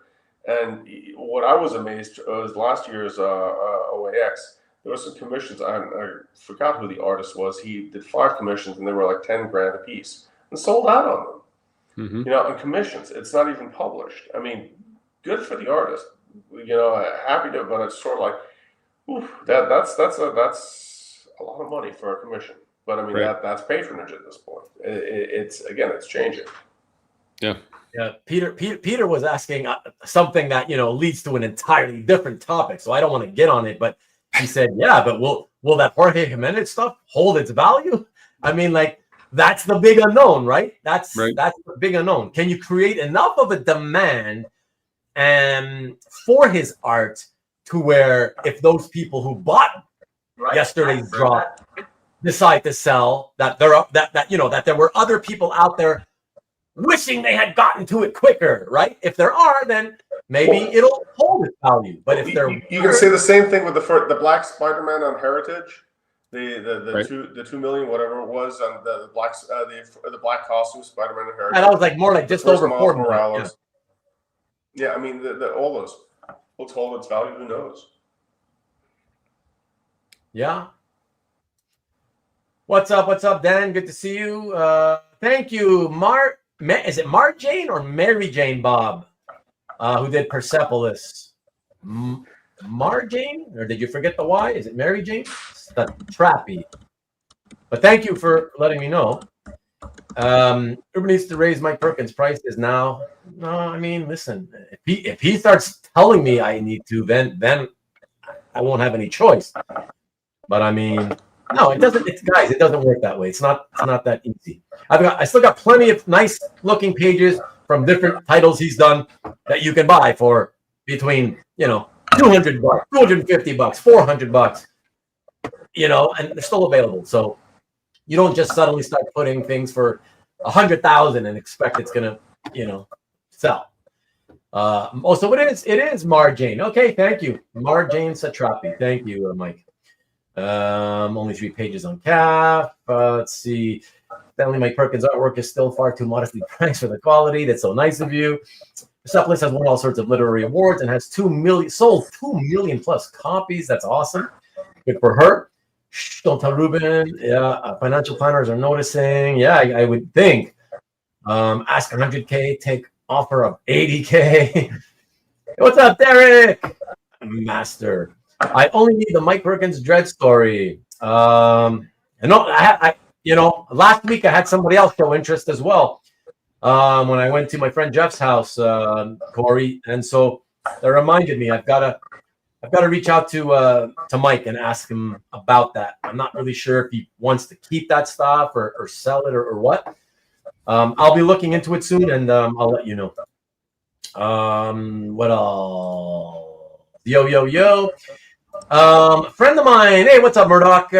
Did that with a shoe deal in Qatar. Flew to Qatar with a pair of Jordans that completed some guy's collection. Came back with 8,000 in cash. I'm not trying to sound like I'm some my nose is up in the air and like I'm too good for that kind of stuff. But I have to admit, not that $8,000 is not a lot of money to a lot of people. I just don't think that if you told me I could make forget an $8,000 sale, but an $8,000 profit, okay? Even if I can make an $8,000 profit on a piece of art that I have, but you told me you're gonna have to fly and deliver it in person to Qatar, honestly, I think I'd rather pass on it. Even if you told me that guy is gonna pay my flight and all that and hotel or whatever, I think I'd pass. I just don't need $8,000 that badly that I'd have to go and fly. What is it, 28 hours or some shit to go to Qatar? That's because you wouldn't poop the whole time. But it doesn't bother me, so that wouldn't be a problem, as you know, right? I never feel the problem, right? It's not an issue. So I don't know, but I guess some people are, whatever. Everybody's different. Some people will. Some people kill each other for $2. So I guess so. But good, nice of you to give that little anecdote, Murdoch. I appreciate it. Jorge, so Carlos said that he earlier said that I had underestimated Jorge's demand. Apparently I did. I mean, obviously I did if he sold a $90,000 cover, Now I see Darth Vader calling for what? Now I see Darth Vader calling for second night covers?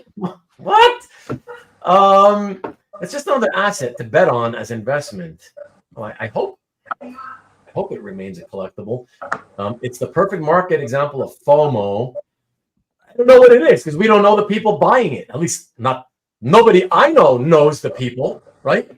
So the only reason those pages were done traditionally is absolute Batman sales. Right. Well, I imagine so, Carl. I imagine that he saw that happen and then saw the jock result of 288,000. And he thought, okay, I've never really been selling art because I haven't had much, if any, art to sell traditionally. So let me do the same thing.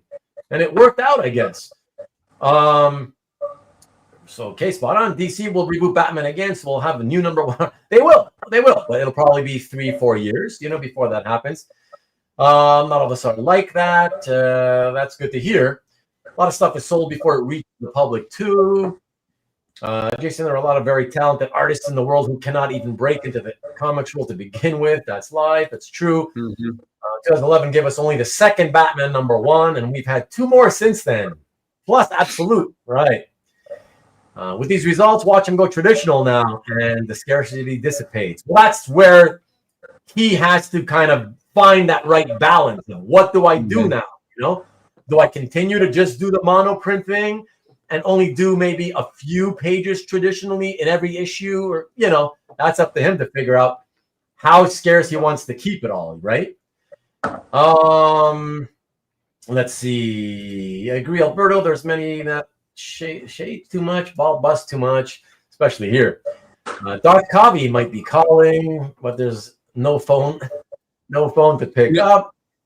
And ours is probably just a relatively new hobby that's experiencing change. If you were a baseball collector in the 30s or 40s, you could probably have 5 Babe Ruth baseball bats or whatever. But nowadays, good luck. It's just the way it's changed. This hobby has been around since the 60s when art kind of became available, or maybe a little bit older than that. So we're still a relatively new hobby compared to some, and it's just kind of certain things are now desirable and out of reach of some people. Just the evolution. Let me ask you just a question on the side here. If we really do expand the hobby and it goes to people that have 1 or 2 pages, and that's what they want, they have something else, and it's actually art that they show. What's the risk to those pages, being thrown out later when the people pass or so forth and actually getting destroyed? I mean, that goes up as well. Sure, yeah. Or just natural disasters lost over the years. So those fires in California, I'm sure did stuff, and earthquakes or floods or hurricanes, yeah. Let me take a comment here from Michael. Michael's back. Michael Patrick Sullivan. What's up, Michael? So many of the vocal collectors that participate in YouTube videos and on the forums freely admit that they don't follow modern comics. I agree with you there. So how can they know the demand for someone like Jimenez? Well, I read his last Batman run, and I loved his art. But every time I'd see a page, I'd be like, "Oh, I wonder if that's available." And then, damn it, it's a digital print, and that's just not my thing. So okay, and then now when his real art comes out, it's just not in my wheelhouse or my price range, I should say. So, right. Yeah, it's a good question, Michael. I don't even know how to answer it, to be honest. But I think you can appreciate art for art's sake, right? I mean, if you know comic art, you can appreciate modern stuff, even though you don't know the book. And I mean, like Heidjer said, if the word balloons are there, or if the artist does a really good job of telling you the story that you can figure it out without word balloons, sometimes it's just all in the story conveyed on the page, even if you don't know word for word what's going on. Right. Yeah, good point, Jason. Yeah, no, it's very interesting. But you know what, guys? I forgot while we're talking about it, because some of you guys that are watching are not aware. You might not be kind of aware of what happened. So the topic we're currently talking about, I'm putting a link. So all of you who don't know, or even if you do know what we're talking about but never saw what we were talking about, I've got the link here. So all of you, feel free to click it. It should hopefully open up in a new window. And I don't know if most of the pages, there was only 7, I think. Most of them were sold anyways. So I don't know that you would see the prices anymore. but I'm giving you the direct link to those pages. At least you can look at the art and sort of get a sense for what sold for prices that I was told were between $10,000 and $90,000. So that's that's the direct link right there. Let me see. 8,000 can't get you nothing in this heritage auction. And that's what it's kind of happening right now. Even with modern day stuff, that's the problem. That's what I wonder though, Jason, right? It's like it's yes, some older people, old school people don't read comics at all. Then there's people like me who are old schoolers, but who still like to look and see what's coming out. Mm-hmm. And I do read some stuff, right? Not a lot, I admit, but I'm trying to kind of keep an eye on stuff, right? To know what's out there. And I do read some stuff. I made the effort to read more comics today. I keep making the effort. I read the issue 6. Let me see, 7. Yeah. So Batman Dark Patterns, which is going to be a 12-issue series, but it's a series of 3-issue stories, 4 stories of 3 issues each. So I read the 2nd and 3rd stories today. So issues, what is it? The third one, issue 7, 8, and 9 of Batman Dark Patterns, and I've been enjoying the series. I'm at a place now, as you guys know, where with my collecting, I'm trying to stop. I'm trying to slow down, if not stop. And so you can quit whenever you want, right, Ruben? Yeah, because it's so easy. But yeah, that's why with new, yeah, exactly. But with newer stuff, it's easier for me to put the brakes and just say, with totally, new stuff, especially if it's not cheap and affordable. I'm willing to keep spending on cheap, affordable stuff, like stuff that I like. That's like $200, 200 here, 100 there, 300 or 400, that kind of sub 500 area. I'm still kind of okay with that kind of stuff, where I don't feel like I'm losing my mind financially, But so this brings up a good thing, guys. A good sort of segue is, and it's not really a segue, it kind of ties in, right? When you have pieces like what we saw here with the Jorge Jimenez stuff, is that good? I mean, it's certainly good for Jorge, right? But where does that leave the future? Because we started off the show talking about the long-term health of this hobby, right? That's kind of where I'm at. It's like I'm trying to get a sense of is it still as good as I've always thought it was? And as I said earlier in my opening speech, I am a little bit, minor, admittedly, but I am a little bit concerned as to whether there's a diverging market where it's like only the subset of art that sells for lots and lots of money, that uber wealthy people can afford. Is it really mainly that's still gangbusters, but the rest of it is still healthy, obviously, but is it maybe in the future, is it going to slow down? That's what I'm trying to say. And when it comes to this modern stuff, like brand new comics that were just drawn last month or 2 months ago, and then you put them out for sale today, and it's $90,000 for one piece and $10,000 for the cheapest piece, 40 and 50 and 30 and 80 for the other pieces. Is that good for the hobby? Do you think it's good for I'm not talking about, again, the long-term health of the hobby as a whole. How do you think that does it affect it? Well, I mean, it depends on what you think is the hobby. If you want values of pieces to go up, I guess that's good for the hobby. It just means not everything is a gem, If it's a page that has the back of the head of the hero in one panel out of 7, then that's never going to be the most desired page. So that could be the starter page for somebody who wants to try to get into the hobby. But if the most desired pages just continue to rise in price, it will become an elite hobby for those who have the means, and the next generation will go on to something else, unless they just want to have a sample and say, well, I own a page and it's the back of the head of Batman, and I'm happy with that, because I have an example of whoever's art. So I don't know. I mean, I think we're just watching the hobby evolve. I don't know if it's good or healthy or whatever, but it's evolving as.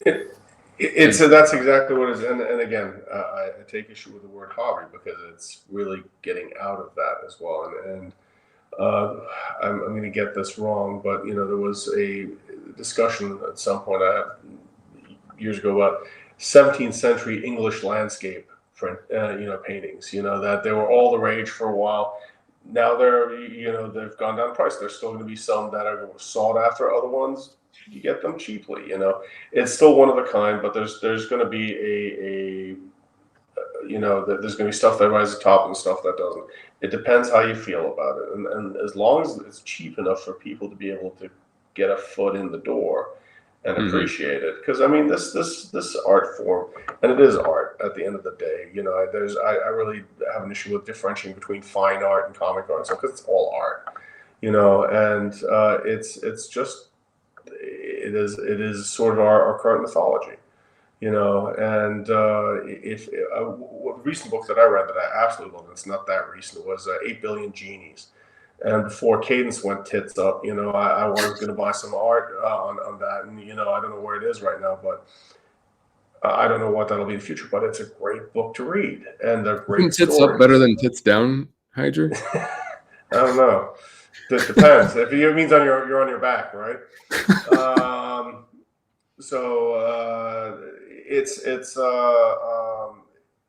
Is it good for the thing? The expensive stuff, I just looked at the link you sent. Does nothing for me. I would never spend $90,000 on that. Doesn't mean somebody else wouldn't, but I mean, I'd rather with you. I think I could probably find a $500 page I'm much happier with than that $90,000 cover.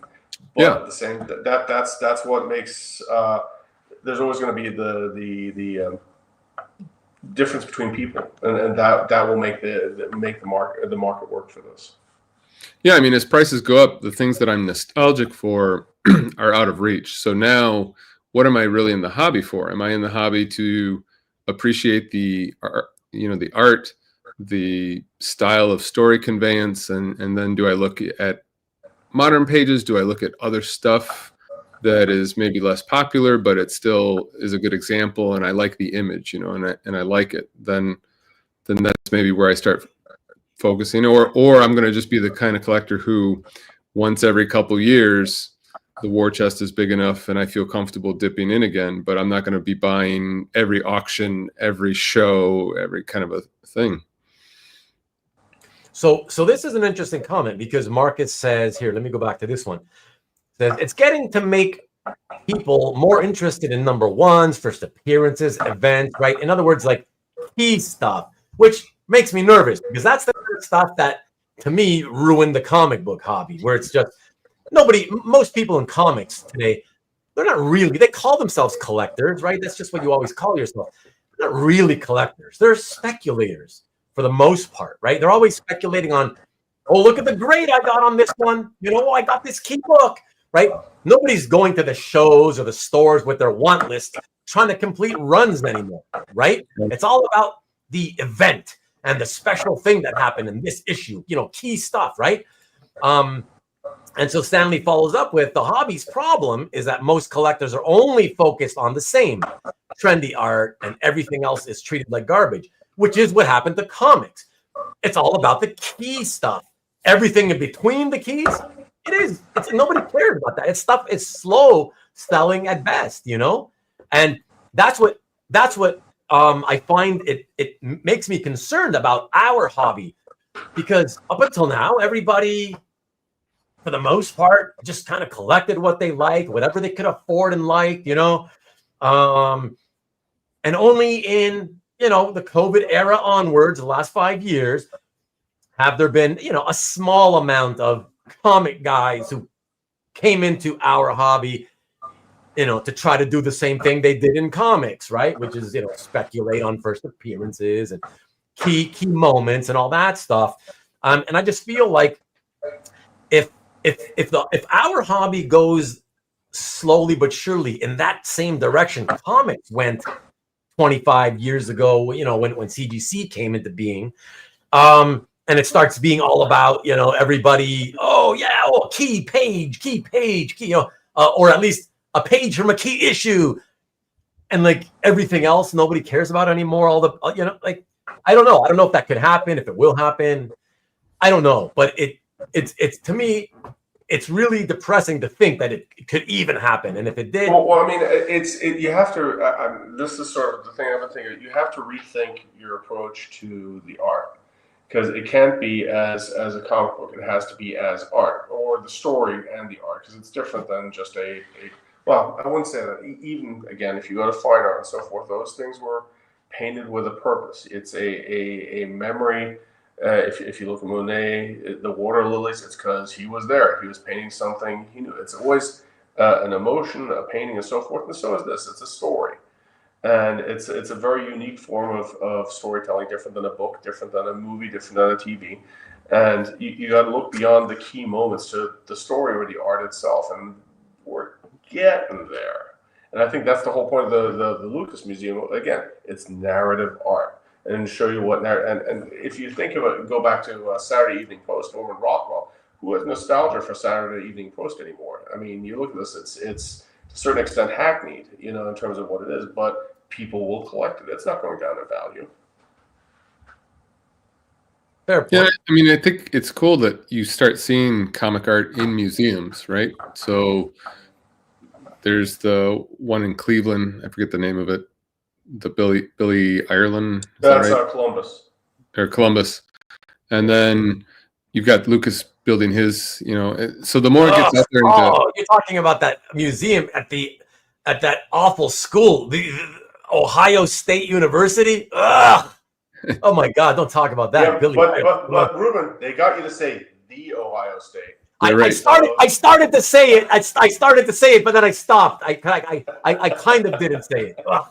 Yeah, sorry. Oh my God, I can't believe I almost said that. Okay, sorry. But I mean, and the whole thing. If Lucas does well, you could suddenly see maybe MoMA or some of the other or smaller museums saying, "Hey, you know what? I'd like to have a little spot in that space too." Then you get the scarcity thing going.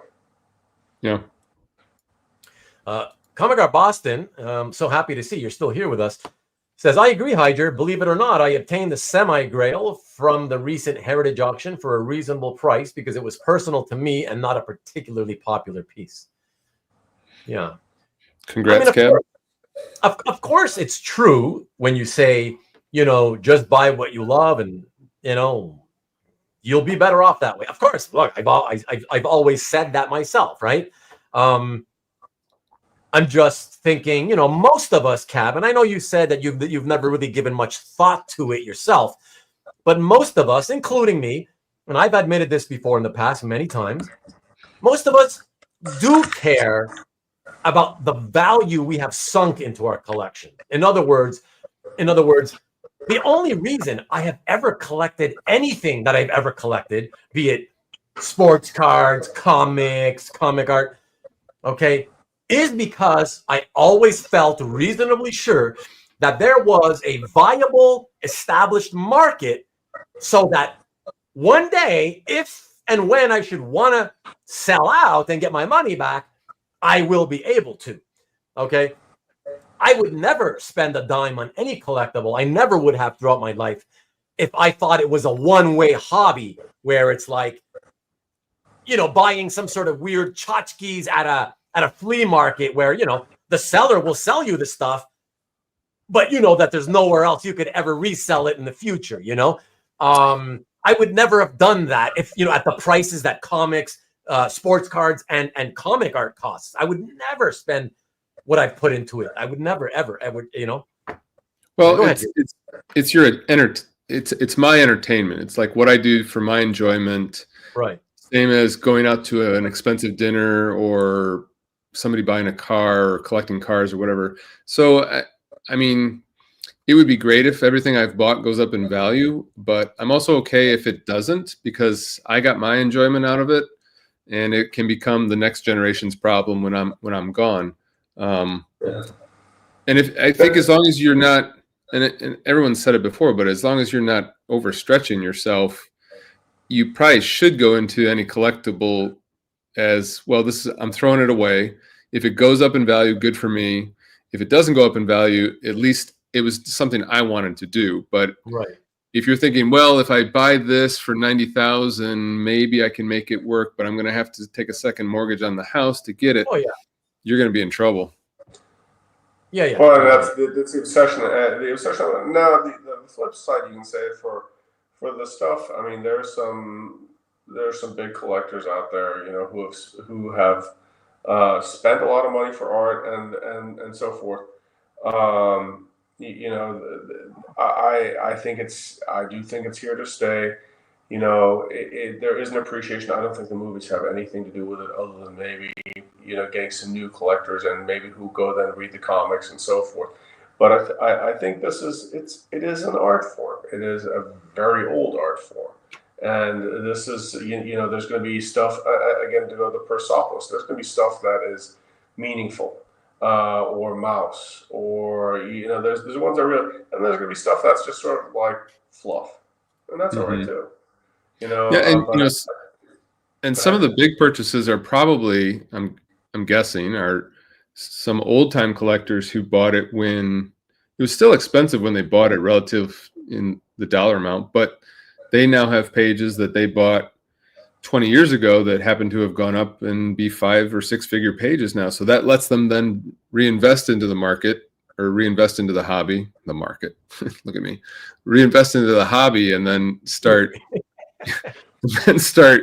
so it looks like they're making this huge purchase, but really it's because they could finance their new passion or their new piece that they wanted to get by selling 10 of their, lesser pages from 1980. No, yeah, that's another good point. And I mean, let's face it. If you do have some cash and you want a bragging piece, you can't afford a Monet or a Warhol or something like that. And you want something that's been seen by millions of people. Hey. Yeah. Let me see. Potential value is a factor, and it may not work for you. I was always prepared for it being a one-way hobby. I know, that's why I'm saying to you in particular, Cab. I know you've always said that. I know, but I'm saying the counter to that is most of us are not in the financial position, or we don't have the financial wherewithal where, we can afford to think that way, where it's just like, oh, okay, if my hobby that I've been putting money into suddenly dies one day for whatever reason, I don't care, because I had a great time, right? Like most people, the only people who would think of that is people who also happen to have a huge, stash of cash, stocked away as well as their giant art collections or their valuable art collections, So that's all I'm saying. Like if you, the larger that your art collection is worth, I think the more you tend to think, ooh, like I got a lot of money socked into that, maybe at some point it might be time to kind of lighten the load, Yeah, so that's what I'm saying. Like I said, I think most people that I've ever spoken to absolutely care. And what you were saying, Jason, even, Jason's right in that, yes, thankfully, most of us have collected because we love it. And that was the main thing. I've told you guys, even recently, I told you guys, I was like, hey, listen, I could have stopped collecting in 2000. When I stopped collecting, my focus on Incredible Hulk artwork, right? Covers and splashes. I know I could have stopped in 2004 like I did. And rather than sell off the collection and use the money and, just start buying, collecting down, finding less popular stuff that was cheaper. And I could have just stopped, sat on it, got out of the hobby. And today I would be way better off with that Hulk art than I am with all my Tom Grumman art. I'll tell you right now. That's just the way it goes. But I wanted to keep collecting because at heart, I'm a collector. I always have been, right? And so I knew that this would have happened, right? So I kept collecting down, right? So you got less popular stuff, less demand type stuff. So of course that stuff is not going to climb in value the same way that the more popular stuff does. Whatever, but I did it because I wanted to keep collecting. I didn't want to just stop and just hold on to the Hulk stuff. You know what I mean? So I think most people that I've ever talked to also feel the same way. They say like, yeah, I do want to know that there's an exit strategy, or if I have an exit strategy at some point, I want to know that there are exits through which I can go out, rather than think, wow, look at all this stuff. It seems to be all getting purchased by uber wealthy individuals and entities. Oh, well, I guess if those are the only people who in the future who end up buying this stuff, and there's no market left for the rest of us, oh, well, I guess my... But I mean, the same thing, Ruben, is, and again, it invariably go to the other art market and so forth. There was a point when a Warhol sketch was not that expensive. Yeah. You know, and you know, so you know, or Keith Haring or something like that. There was always a time when it was new, and then it became, oh, you know, I can't afford it anymore. You find something else. You know, it's the, you know, there was time probably for when Alphonse Mucha. I mean, if you wanted to do something that was done commercial art, didn't care about it. It was for posters and advertising and so forth. You probably could have gotten something cheap, but it grows and goes away from that. I think any collector wants to make sure that what they want stays cheap, but what they have goes crazy in value. That's the nature of every collector. So when you see the piece that you want is now sky high, then you're pissed. And if you know, but if your piece that you own goes sky high, then you're thrilled. So you can't have it both ways. So there was one comment from NSN Art, sort of like that saying that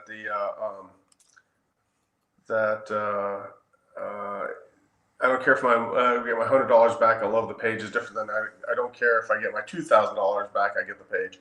But the question is, you know, is there okay, I spent $2,000 a page and I love it.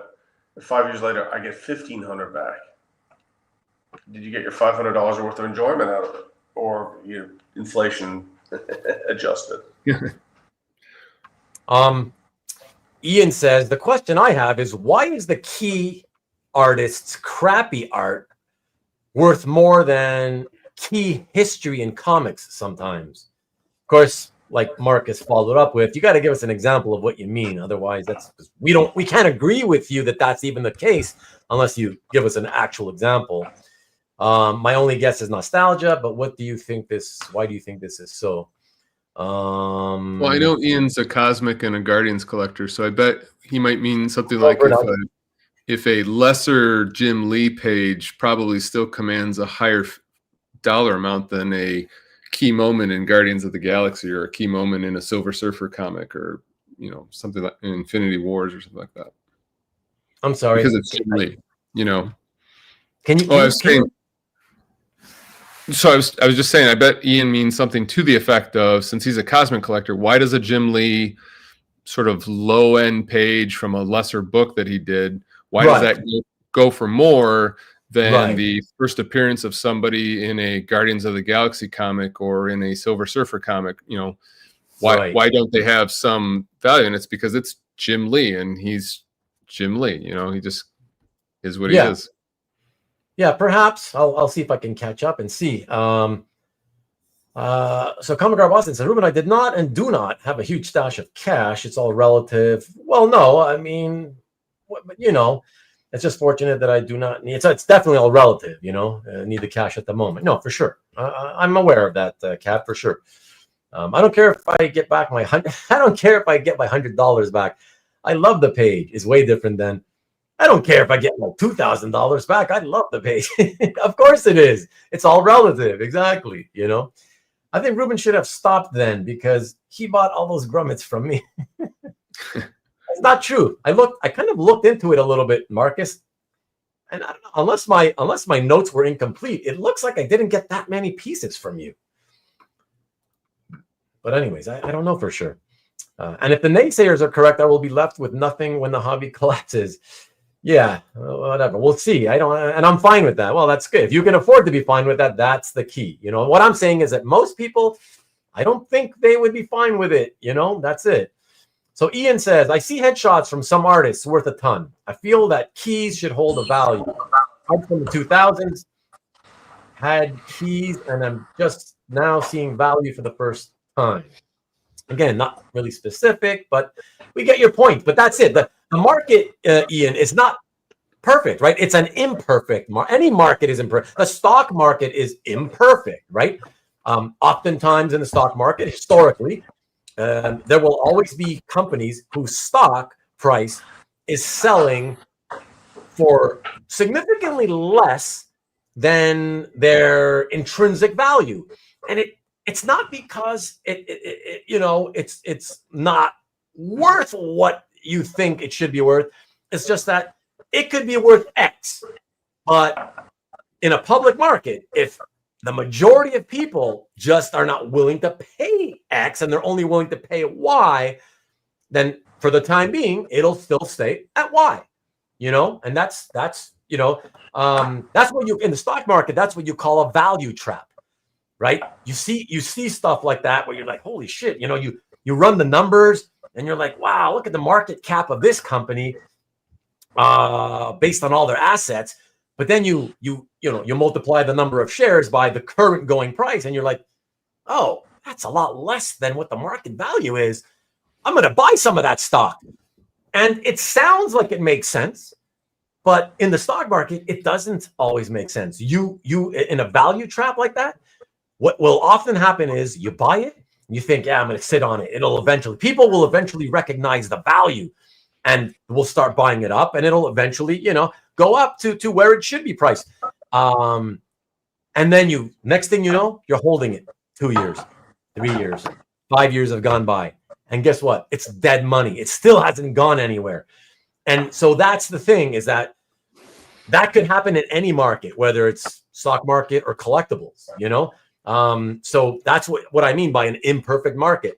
I get what you're saying, Ian, but it's just the imperfections in the market cause situations like you're pointing out to happen. It doesn't mean you're wrong, but that's just how it is. And in art, specifically because it's one of a kind, emotion weighs in a lot heavier than in other markets as well. So the heart wants what the heart wants. Very true. Very true. Yeah, we're all bothered now because the market has skyrocketed. Well, sure, but it's been skyrocketing for again, those of us who've been around for decades. It's always continuously gone up, and always at a way faster rate than our earnings do, right? So, yeah. Jason, just a quick heads up, because I want to be respectful of you, obviously, just to let you know that it is 10 o'clock. So, yep, I'm tapping out. You're tapping out? All right, man. Tapping out. Well, thank you. Appreciate your input. I told you you had nothing to worry about. Look at that. You gave great insights. You had opinions. That's all I wanted. Awesome, man. Thank you so much. All right, guys. Have a good night. Have a good week, everybody. See ya. You, man. Take it easy. All right. So you personally wouldn't want the headshot. If I can't afford at least something published, why get it to me? And this is right. Listen, everybody's different, Ian. Everybody's got their way of doing things, and that's how you see it. I get it, and you're not the only one who sees it that way. So I agree with you, but it's an imperfect market. So not everything is always going to go, financially in the market the way you want it to or expect it to. Well, and this goes back and Carl's comment right now as well. This is like, well, I understand when you're dropping down a lot, depending where your pain point is, whether it's 500, 1,000, or 10,000, whatever. It does become more of an investment question. But I think I still don't think of this in terms of investment. Maybe I don't buy enough $10,000 pieces, then I would be thinking about it. It's just but it's that is the question. This is not. It shouldn't be an investment question. Yeah, for sure. Antoine, what's good, buddy? Let me see. Jim Lee did more for comics than some no-name. That's definitely true. Sometimes I like an artist's work more than I need the artifact of production, so the headshot will do. Otherwise, no Sienkiewicz for me. Yeah, listen, again, that's going good with what Ian's saying. I mean, it's just everybody's got, different strokes for different folks, as we always say on the show, right? For sure. Jim Lee has a lengthy established price market, so that's a tough example. Yeah, exactly. He's got a lot more cachet behind him because it's an entire career's body of work, if you will, and popularity from start till the present with someone like Jim Lee, Is the new Stan Lee on the convention circuit? Of course, we need to be more careful now that artwork is generally more expensive. Of course, you got to be careful. Absolutely. But why? I see it to be nostalgia drives most art purchases. That's not really true, Ian. It's not true. It's not. It drives a lot, but a lot of people who buy art from contemporary comics just love it because they really enjoy having one-of-a-kind artwork. They're really enjoying the storyline of their favorite comics currently coming out, so they want to get some art from it, So it's not necessarily nostalgia. Jim Lee is indeed a rock star. I don't know why we got to keep talking about Jim Lee, though. I think if it's just nostalgia, I mean, and I'm fortunate I have a number of my pieces that are nostalgic for it, and I'm absolutely happy I have them. But I would say 90% of my art has no nostalgic connection to it. I just love it because it's cool. But then again, and especially the older you are, the more expensive that nostalgia gets. Mm-hmm. And Michael says that while nostalgia is not absent from what I want, it's frequently not the driver. So yeah, good night, Cab. I know I missed you 6 minutes ago. I apologize, but thanks for hanging out with us. It was awesome to have you here for, I don't know, about an hour or so. That was awesome. So I don't know what that means, Mickey. I never did say hello, even though I highlighted your comment, but hello, Mickey. Night Cab, Jim Lee. Geez, you and your Jim Lee, man. Okay, move on from Jim Lee. Dwayne Tepane, what's good, buddy? Take care, Cab. Take care as well. It's also 3 minutes ago. I'm catching up. Maybe you're still here. When I first met up with other collectors, I found many collected by artists and few were focused on character like me. I feel like even today, Mickey, it's the same thing. They think they're collecting by artists, but it's still primarily character first and then artist. Because trust me, think about it. Like I've said this a million times, right? Like you get your guys like, not to pick on anybody, like Rich. Is Rich still here? I don't think Rich is here. Rich Cirillo, right? He's like many of us, big time George Perez fan, right? He's always loved George Perez Avengers from the 70s, whatever. And it's like you're collecting that, and same thing with his friend and my friend Robert Fry, right? Big time Perez Avengers guy. But that's the thing. Yeah, you love the artist, but you're buying those pages because you love that artist drawing the Avengers. You loved reading the Avengers, and you liked how that artist drew those favorite characters of yours. So they may think that it's artist before character, but it's not. If you break it down, you see it's not, because that's the same reason those guys, if you point out to them, hey, look at this great 1974 page of or 75 page of Manwolf by George Perez with Klaus Janson inks, where you can't tell it was George's pencils, doing Manwolf, right? Buy them. I'm not saying those guys have never owned a Manwolf page, but let's be serious. If it was really all about artists first, they would continue to always buy pages that aren't even good examples by those artists. They would buy pages with characters who they don't care about by those artists, but they don't. They only ever buy those artists they claim to be, artist collectors for, only when it's the artists drawing their favorite characters. So it's for most people, it's character first, even if they don't realize it. Okay, let's move on from there. Jim Lee General. Here we go, Jim Lee. Jesus.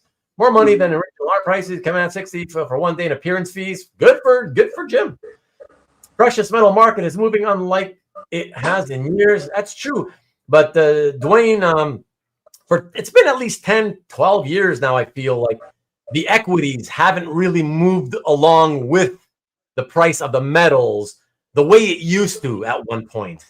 And that's why I don't really do that anymore. I used to be heavily into the mining industry, and not anymore. It just doesn't. It used to be much easier to kind of make money when the metals moved up in price, but not anymore. Ian, it's because collectors have narrow tunnel vision. They don't even see good art that isn't trendy. There's some truth to that for sure. Like Jason, yes, but that is nostalgia based. Those would be the scary investments for me. Again, but you're talking about investments. Most people in the hobby don't buy for investments. They buy because they love it. And yes, they care. They hope that they'll be able to get out from underneath their collections at some point. Most people, but they still, for the most part, buy because they love it. Let me see what else. Bye, Jason, to everybody. Now, one thing I would say in terms of the health of the hobby, everybody looks at the upper end, so forth, but I think a lot of stuff in the lower end is moving up quite healthily as well. I mean, my thing is I love the Bronze Age DC mystery stuff, and those covers traditionally, I mean, they were going for 1,000 and 2,000 and 3,000. Now it's 5,000, 9,000, and upwards of that. Like, that's all going up, and that's not character based. That's genre based, and I'm just like, okay, I'm out. But that's what's more too. Yeah. So I think the lower end is pulling up as well. No, I agree. Michael says that YouTube comics influencers have been moving their followers into art. Swaggle, Haas, for instance, Comic Tom. Yeah, it's true, Michael. That's not a good thing, though. It's always good to have people from comics come over into comic art. If you're interested, if your desire is to, you want to see the hobby grow over time so that it stays healthy for the longest amount of time, well into the future, beyond our lives, right? However, those types of guys don't do it the right way. They are primarily comic book speculators. So when they try to drive their followers into the art market, it's with the same intent as speculative type people, not as, hey, buy it because you love it and the value will take care of itself. They don't do anything to try to further the appreciation for the art form like a lot of us in this hobby do. They do nothing of that sort. For them, it's all about just, hey guys, have you seen like art, original art? Man, that's hot. That's been taken off just like the comics do. You should get into that now. That's how they talk. That's all they're doing. So they're just bringing speculators in. So that's bad. The more people like that there is, it ruins the hobby. So let's see. No, it's not. But tonight is not about Jim Lee, and I don't know. You're just going wild on Jim Lee, and I just don't understand why. But I get the point. He definitely, the value on his art is definitely a lot more sensible for somebody who's been around since 1985, right? And has that great backlog of a career behind him. That's what I said earlier. And you don't see me talking about Grummet. You guys bring him up. I never bring him up. Only you guys do. The longer I've been collecting, the more nostalgia became important. That's true. We know that about you. Still here, Rich. Yeah. So I don't know. Let me see what you're going to tell me. I see you got another comment below, so I'll get to that in a moment. He's more a Neil guy. Nah. He loves George Perez. I agree. Character first, and then artist. Yes, sir, Sean. They love also. Do they? I mean, some people buy it. I don't know that anybody really loves it. Certainly not the characters. Art is slightly more important than character for me. Okay, Rick. Hold on, Rich. Mandrake Spectre will always be my favorite, but I never pass up any artist with Spectre affordable. I Sure, think it's you're probably a balance there as well in terms of artists. I mean, I used to when I used to search all the dealer sets, and this is back in the dark ages. I'd look for title first because I was looking again non-character based stuff. But as years go on, I kind of go, nah, there's a hole. I need an X. I need a Kirby page. I need a Wrightson page or something like that. And you do start looking more for artists as well, and it changes as how you view your collection and your collecting interests as well. Yeah, that's true. Rich, yeah, your comment here that the Prez Avengers was a childhood favorite book for you and for Rob and a group of other collectors. Of course it is. Oh, I know that. So you hold them in higher regard than the other collectors who didn't grow up reading those books. Of course, I totally, completely get that for sure. It's not a good anchor on Perez because we keep printing money. Badass at cons. Ian, in 10 years, you'd care more about this era of Guardians of the Galaxy than the 2035 comics version of Guardians of the Galaxy. Nice point. Shaggy, what's good, buddy? To be frank, I have definitely seen more people at the cons buying for investments post-pandemic more than pre-pandemic. Of course.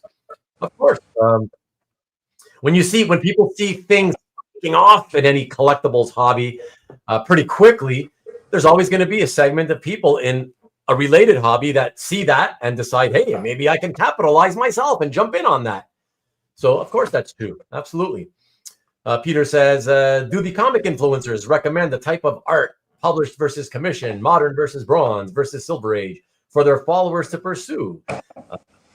Pointing that question to Michael Patrick Sullivan. Let's see if he answered. Tim Finney, you missed a lot, my friend. You missed a lot. Catch it on the rewind. A great big crowd, by the way. Thank you to everybody watching this evening who's tuned in.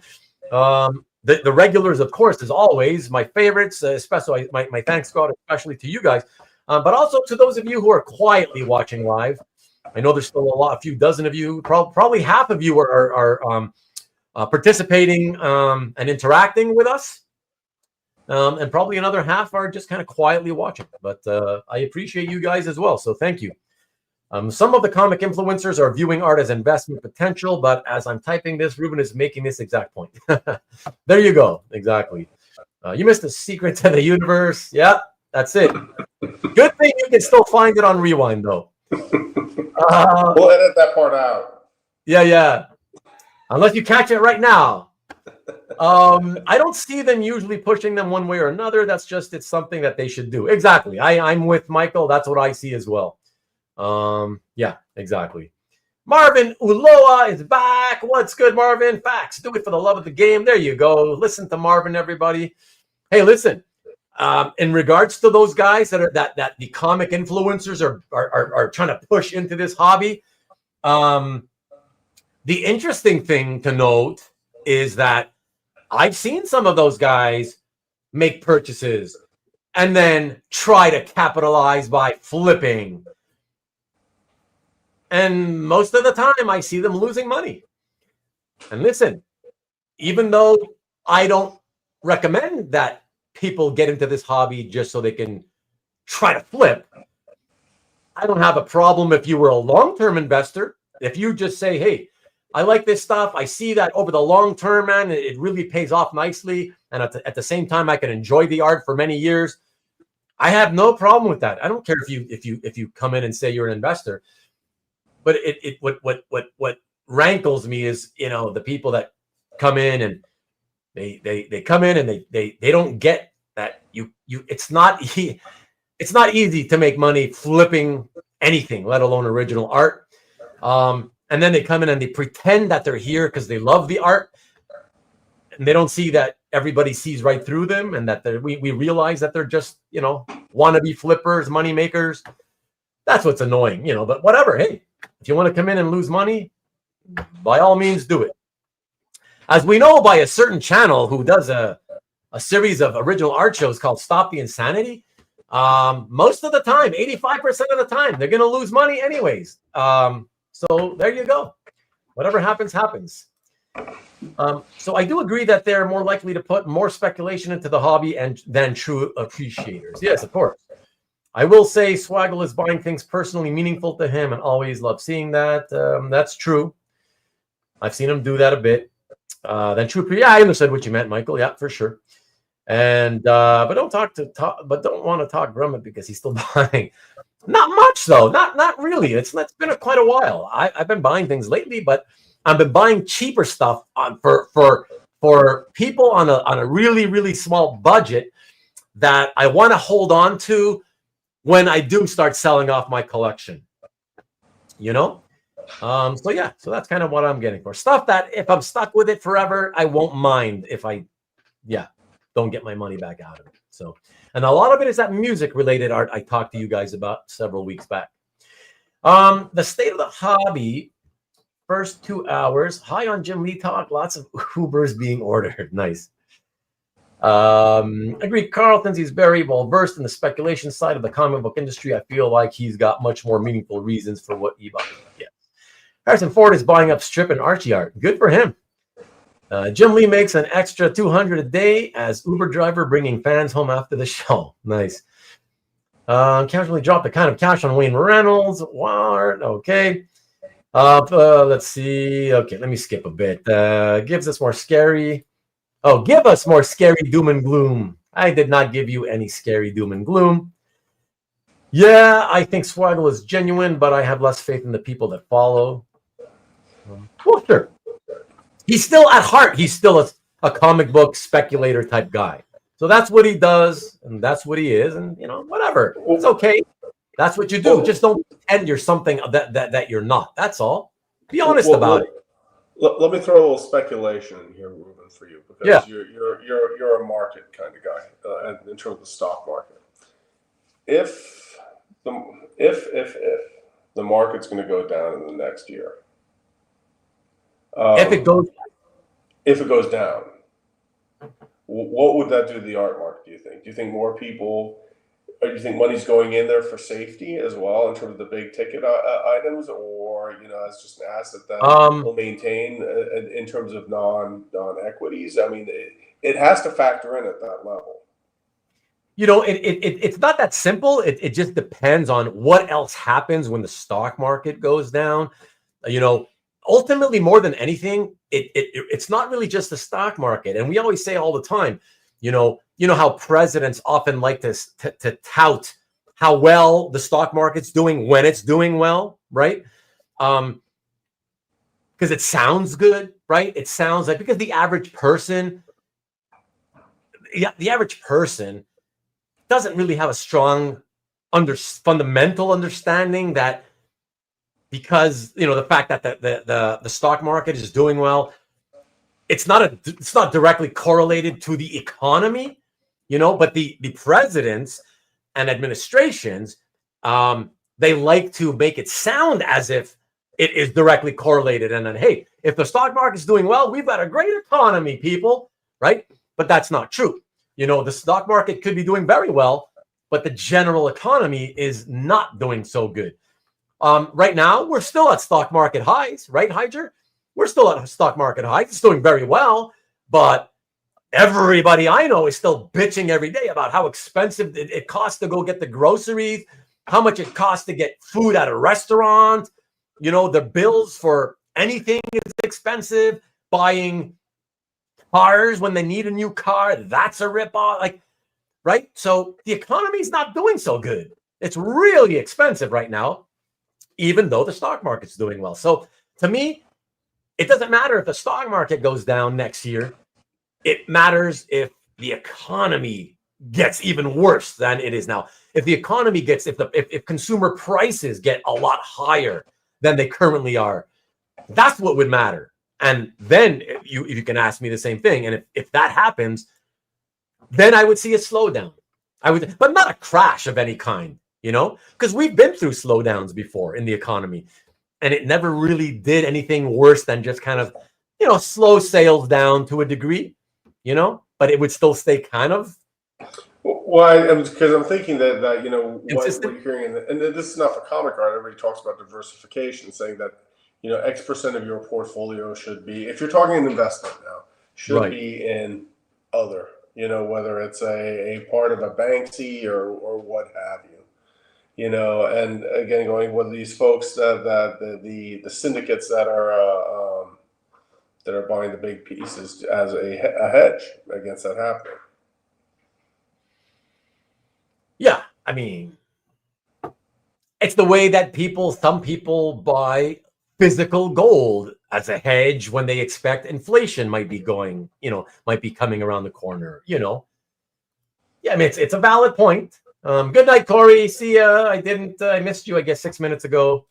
There you go. Let me see what else. Let me skip a bit.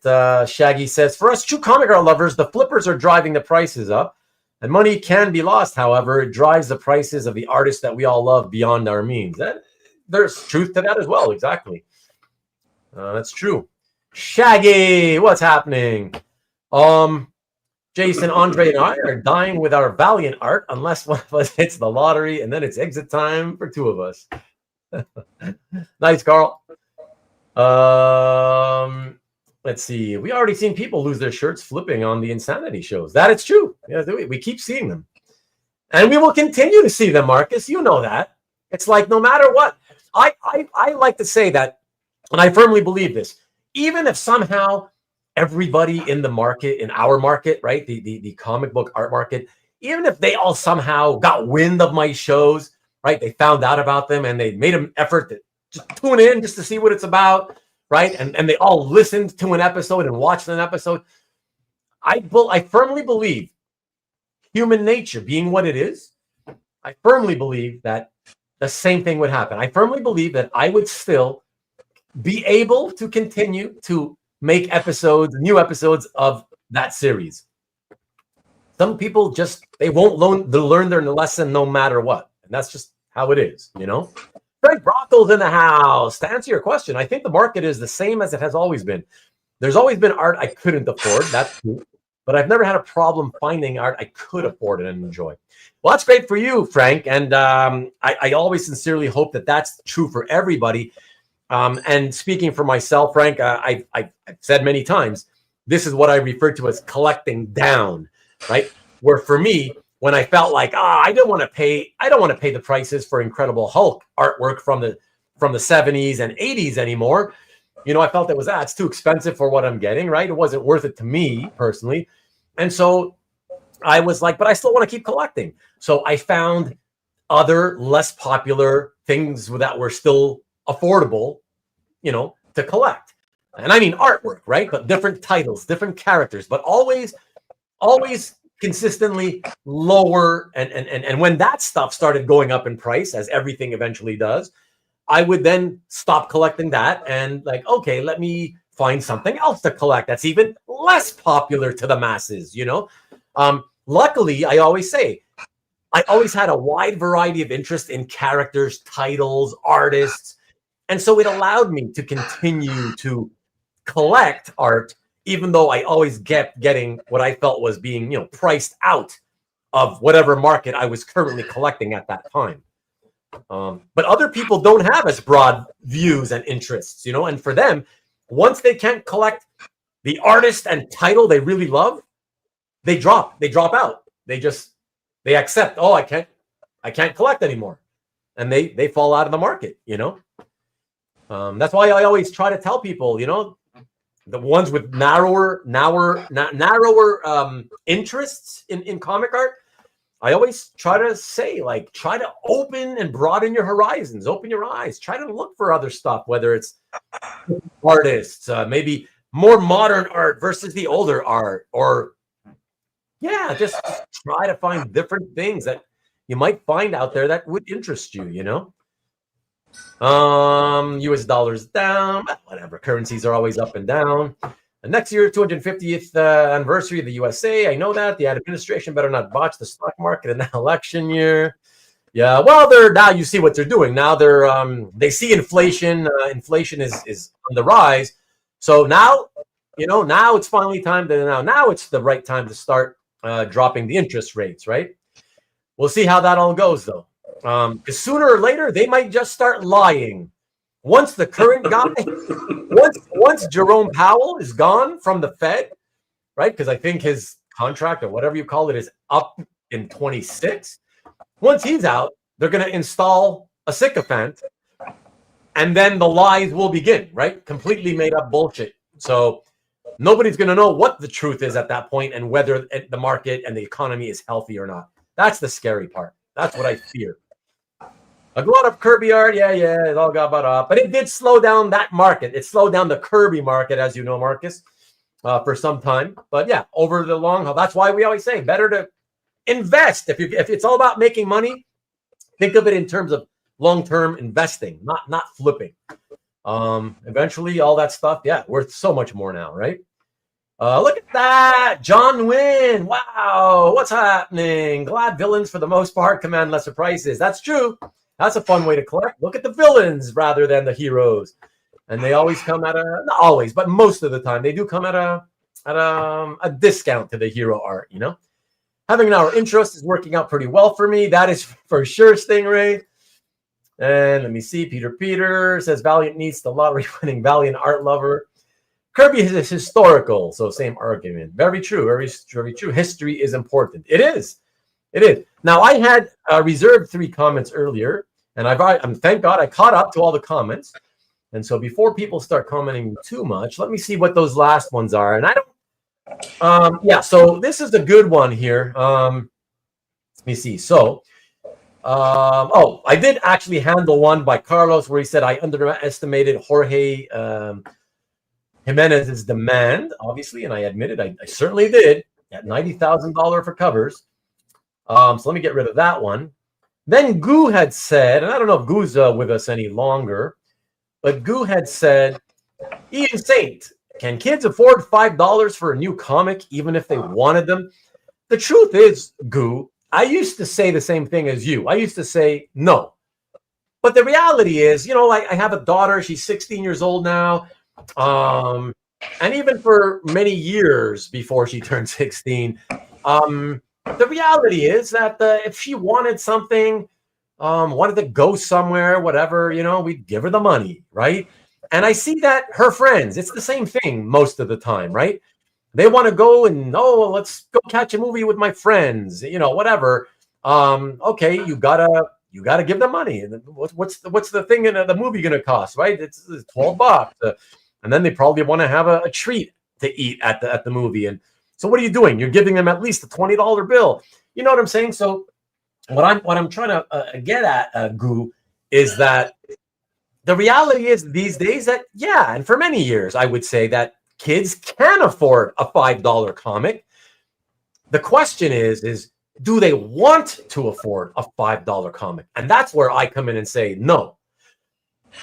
This past entire generation that has gone by, the last 30 years, the main reason, I believe, there's many reasons, but I think the main reason why no more young kids collect comics and read comics, it's not because they can't afford them, because most of them do have parents who can afford to give them money and they can buy a few comics books at $5 a crack, right? I think the main reason for them not coming in is because in the last 30 years, so many more things have been invented or have come to the forefront that have taken their interests away from comics. You know, for most of us that are in our 40s, 50s, 60s, we are from a generation where we started with comics when there was no internet. There were video games, but you know, we would get, you know, cartridges maybe gifted to us, you know, or parents who bought them here and there along, you know, throughout the year. And you could still have, you know, your allowance or mow lawns and shovel snow. People, you know, kids don't do those things. Deliver newspapers. Kids don't do those things anymore, right? So it's just that the world has changed quite a bit. Society has changed quite a bit. And I just think video games, the internet in general has just taken a lot of interest away from comics. And kids see much more value elsewhere. You know, it's interesting. My daughter recently, you know, every now and then she'll go by herself, interestingly enough, to the comic shop. Okay. But she has still never gotten bitten by the comic book bug, right? To become like, some regular monthly reader of a title. But she goes with a friend every now and then. And the one of the shops that we have, they have a really large selection of dollar comics, a giant selection of bins, and everything's $1. And she likes to go there once in a while. And yeah, she looks through the bins and sees if she can find comics that she thinks she might be interested in reading. And she'll come home with 3 or 4 comics that were only cost her $1 each. So she does that, you know. But you know, the other thing, Ruben, I don't know how it is in Canada, but you know, the schools here, the public schools, the libraries have trade paperbacks in them now. They have school libraries. Yeah, so I mean, they have a section for it, which is kind of surprising. But I mean, a little bit Fahrenheit 451, but I mean, still, it's. I mean, I can't really complain about that. But I mean, they'll have a good selection of. It's not the newest stuff, but it will expose kids to it, you know, to it as well. That's interesting. That's interesting. Let me do one of those exciting live moments where I ignore you guys and talk to my family. Arwen, do you know if your school library has graphic novels? They do? Wow, like a lot or like how much? A good amount. Wow. Okay. Thank you, Heidjer.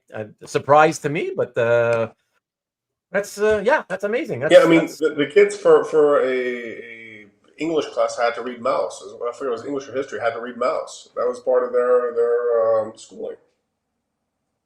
Right. And then I got well, that's it's great that they read Mouse because that's a good one. If you're gonna read anything, that's a good one to read, you know. This one came in a long time ago, and I'm pretty sure Seymour's no longer with us because I haven't seen him comment for a long time.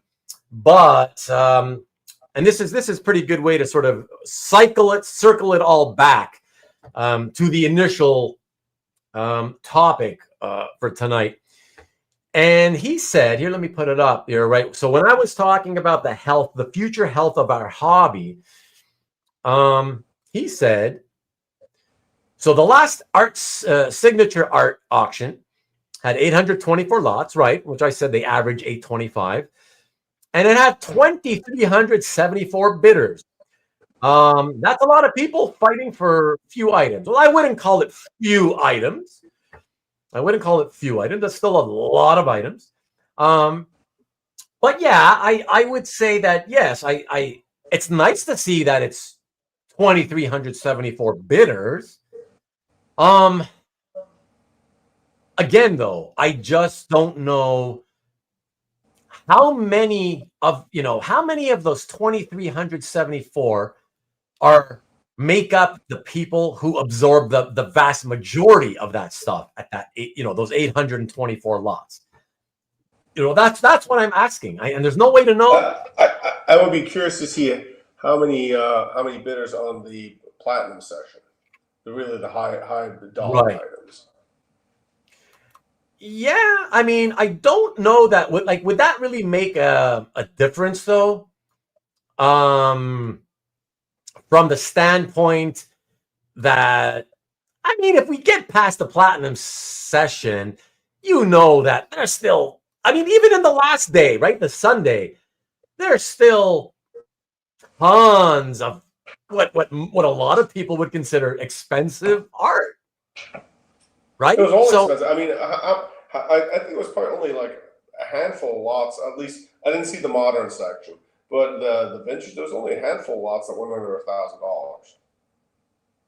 Say that again. That last part again. I said I didn't watch the modern stuff, but I think in the vintage stuff there was only a handful of lots that went under 1,000. And I would say, that. So I mean, 1,000. That's a lot of money, I think, for most people. Yeah, that's what I'm saying. For sure. But you see. What do you think about this? And all of you in the chat can also answer what you think in your opinion. But so when I talk about this with certain friends privately, right? And I brought tonight's topic up privately with them, right? And then I say that's my concern. That it's like I'm worried that like a lot of that stuff being absorbed from heritage auctions and then all the other auctions. What if it is all being absorbed by only like 5 or 10 or 20 uber wealthy people. And I have friends who say, well, no, I don't think so. I mean, uber wealthy people, even just regularly wealthy people, they tend, hi, good night, honey. Good night. Even regularly considered wealthy people, they're not interested in stuff that's worth, 1, 2, 5 grand. Those guys are buying, those are the guys that are buying, the 5 and 6 digit pieces.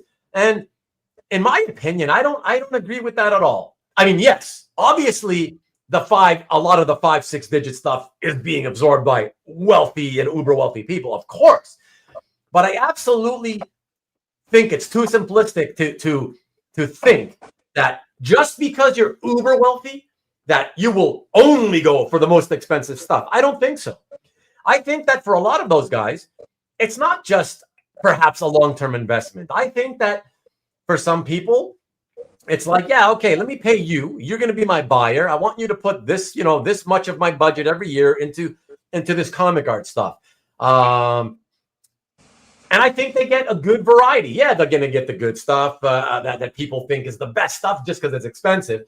But I absolutely believe that if it's quality $3,000 pieces, $5,000 pieces, I absolutely believe that they are also buying that stuff as well. What do you think, Heidjer? And what do the rest of you think?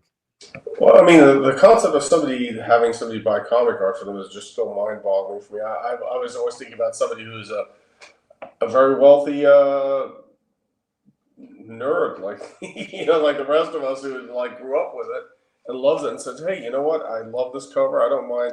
I don't mind dropping $1 million on it. Was it $1 million or $3 million on an X-wing fighter that was used in the thing? I mean, for the profit, Dave Mandel, just because it's something he loves. He has the money. Okay, fine, we'll do it. And I think there's people out there like that. I'm not sure that there's people out there saying, "Go buy comic art for me." Like say, go buy a Banksy or something like that. But I think there's people that'll drop money because they always loved it. They don't mind spending it. Yeah, I agree. Some of the fellas in the chat are mentioning that the 2,374, if that was the number of bidders, it's actually not a lot, right? And Stanley said it's not a lot. Sonny here is saying that it's only an average of 3 per item, and from that perspective, I agree. But don't forget, in terms of those numbers, don't forget that a lot of those bidders, well, I mean, I shouldn't say a lot. Some of those bidders, I don't know how many or how few, but I think it's fair to say, I think it's actually, yeah, it's not so unfair to say that it's a lot. Collectors in general don't just like and collect one type of thing, right? Like in terms of artwork, right? Most of us don't only collect art from one title or one artist, right? So you got to think of the fact that it's 3 people per item on average, yeah, but all of those people, or a large percentage of those people, are also going to be bidding on multiple, or they have interest in multiple items as well. I mean, honestly, if I had $1 billion, to paraphrase a Bare Naked Afraid Lady song, if I had $1 billion, you would not see another DC horror cover. It'd be gone. Nobody would see them, and I wouldn't sell them. They'd just be done, and because it wouldn't be a rounding error. No, you're right. Yeah, for sure. HA Weekly a lot, and let's not forget the weeklies. I'm only referring always to the big ones, but then you got the weeklies constantly, and all of that gets bought up, and it's got affordable stuff, but again, a lot of it sells for good money too, though. Tom. I don't know if I'd call it cheap. I don't know if that's that's not the word that I would use, but certainly more affordable than they could probably go back to having another Sunday auction with stuff that's like less than $300-400 and still make money on it. And because the weekly now, it is regularly over, close to $1,000 per item. Right. There you go. You see, and Tom's claiming that it's cheap. Ilya says that comics aren't as accessible as they were pre-direct market distribution, right, when they were all newsstands everywhere, which changed the dynamics. That's true. That's true. Like the housing market. Yeah. I mean, local libraries don't have that problem. I just attributed it to using the internet instead. Yeah, it's not the same everywhere you go, I suppose. You know, Michael? Manga has far more shelf space at Barnes & Noble than comics. That is true. It's been true for a long time. I love conspiracy theories, Ruben. Very rich people are buying fine art to hide money. That's also true. That's also true. Stanley's onto something. It's the Russians. Mysterious shadow entities. Yes, indeed. The Illuminati. Yeah, non-traditional asset class. Rich collectors will only buy big trophy pieces. That's not true, Stanley. It's not true. It's true that, yes, they buy big trophy pieces. I do not believe at all that it's only big trophy pieces. And again, we might not even be able to call them collectors. We don't know who they are, right? They could very well be made up mostly of entities rather than individual people that are just wealthy. It could be, you know, long-term investor types that just caught wind of the market being so strong and doing so well and thought, hey, all right, let me get one of my guys on this and yeah, let him put some money into it. We don't know. That's the problem, is that we don't know who these people are that's buying up all this stuff for ever increasing prices, you know? Have to bow out. Have a great week yourself, Carl. Thank you for hanging out with us for as long as you did, man. A lively one tonight, indeed. Yeah, we had a great crowd tonight. And we still got a good one, even though quite a few have dropped off. But still very, very high numbers of viewers. So fantastic. Thank you, everybody. Let's say, what else we got here? Who else has any thoughts on this? Did you still eat crab? I haven't eaten crab dinner since the early 90s. So I would say no, because I find it disgusting. And time for Triple X Takeover. Like Carl, I wonder how many big comic art pieces are in a freehold at the Dallas airport. What? So that's the thing. The thing is how much art is the fine art is hidden in the freehold spaces in Switzerland, like in Geneva, because they just hide, they just disappear there. So it's a non tax zone, so it disappears. Okay. Some rich guys buy cheap stuff they like. I assume so. That's why I'm sticking to it. Sonny says that he won 2 auctions this past month, both with 3 items. Oh, you mean lots with 3 items in each lot? I was the only bidder, so a total of $30 with shipping, and they are great to me. Yeah, exactly, Sonny. That's what I'm saying. That's what I'm saying. I've been making some moves, not that cheap at $30, but sub 100. I bought a bunch of stuff that was sub 100 recently. Like I said, because I'm kind of making plans for my eventual leaving, or not. I'm not going to leave the hobby, but my stopping collecting and then selling of my collection. But I want to have some kind of an art collection to keep, and that's what I'm kind of planning for. I'm buying some cheap stuff that I'll just have and enjoy, and it'll never bother me that I have that stuff with, you know, whatever money tied up, because it won't be all that much money tied up compared to what it may be now, you know. And it's fun, good cheap fun. I love it.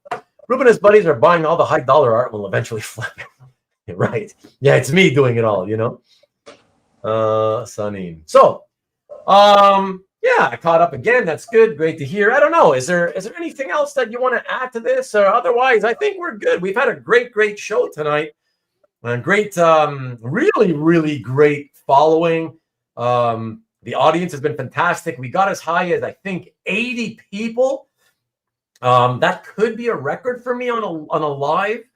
And we kept averaging in the 60s for a long time. And even now, we're still in the mid 50s, which is still fantastic and higher than my average on any other show.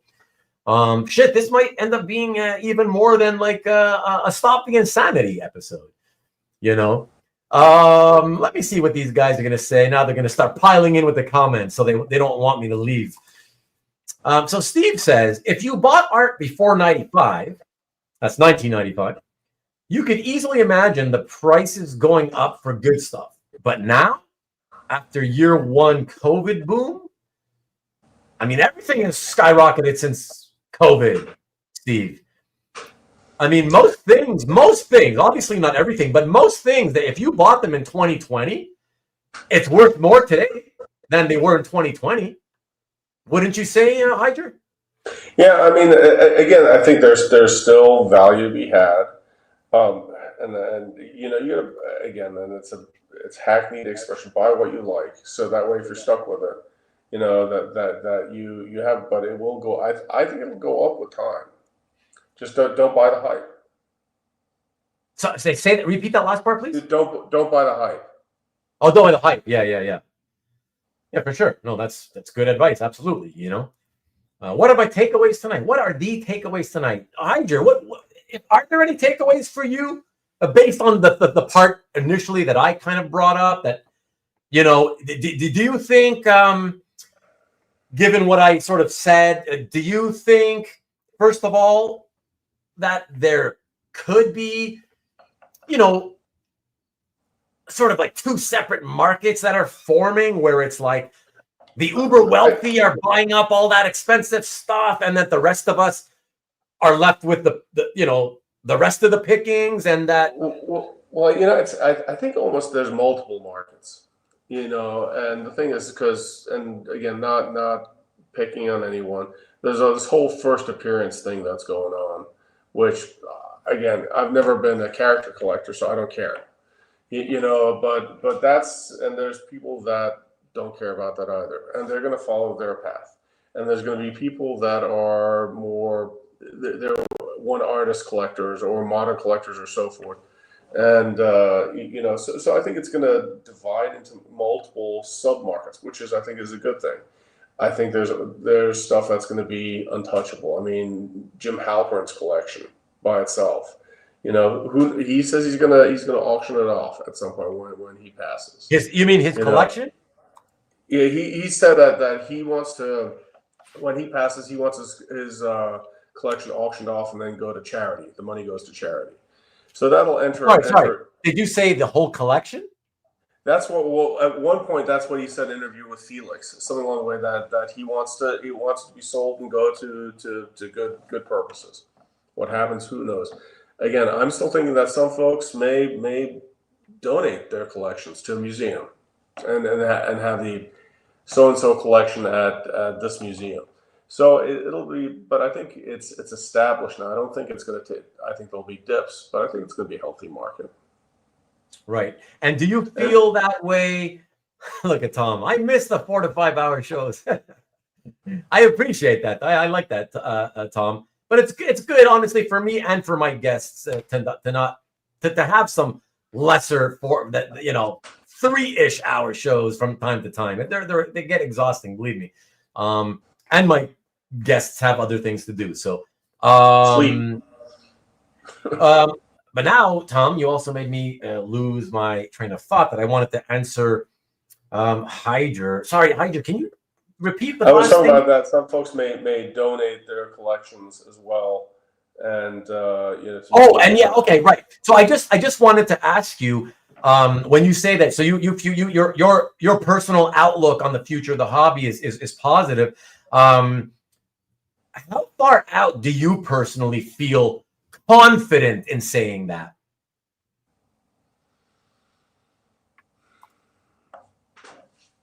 So okay.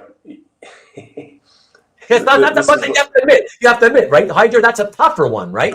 Like the further out you go, the further out you're thinking, it gets kind of tougher because it's hard to predict things way out.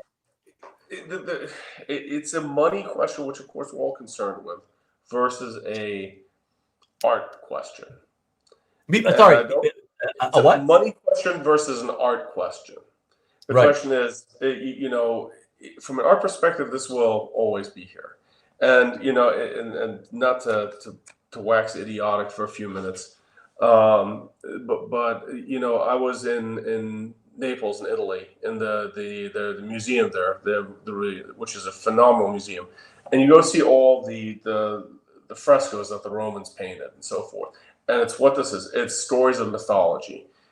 And we're looking at them now, 2,000 plus years later. And this is ephemera. If we keep it, it'll always be of interest. Will all of it be of interest? No. But I think it'll keep the interest. And now, will it maintain its value? Some yes, some no. Looking out, will it be healthy? Yeah, I think so. Okay, but so you don't want to go on record as kind of giving a time frame as a minimum. The minimum you see, at least for the next X years, I feel very confident in saying that it's going to be healthy and strong. I don't think it works. I just don't think it works that way. In terms of being X years, this is one thing that I'm struggling with, is that looking at it as art versus looking at it as a collectible. Yeah.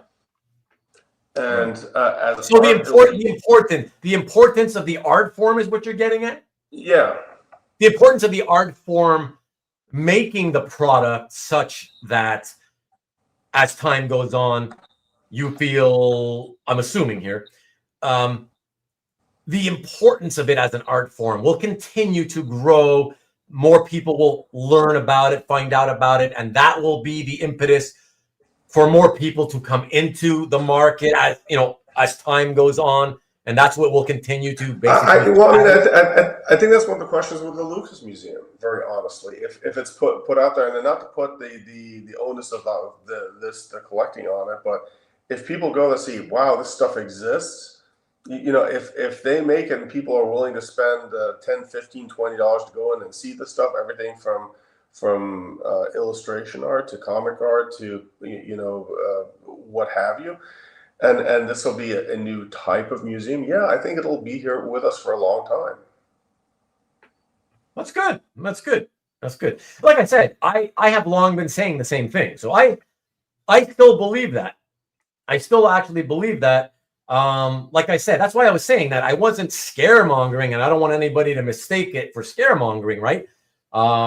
Because some people, the second that you are not just repeating, "Oh my God, to the moon, baby! Everything's skyrocketing, everything's awesome." The second you say anything other than that, they're like, "Well, what are you doing? What are you talking about? What do you mean? You sound like you're negative on the prospects for our hobby." No, and it's not that, but it's a legitimate concern.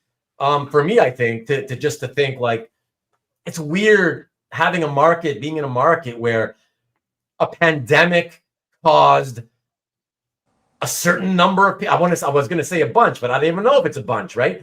A certain number of people, obviously wealthy, if not uber wealthy, to come into our market, and thankfully they haven't become flippers so far. So at the very least, it looks like they're longer term hold people.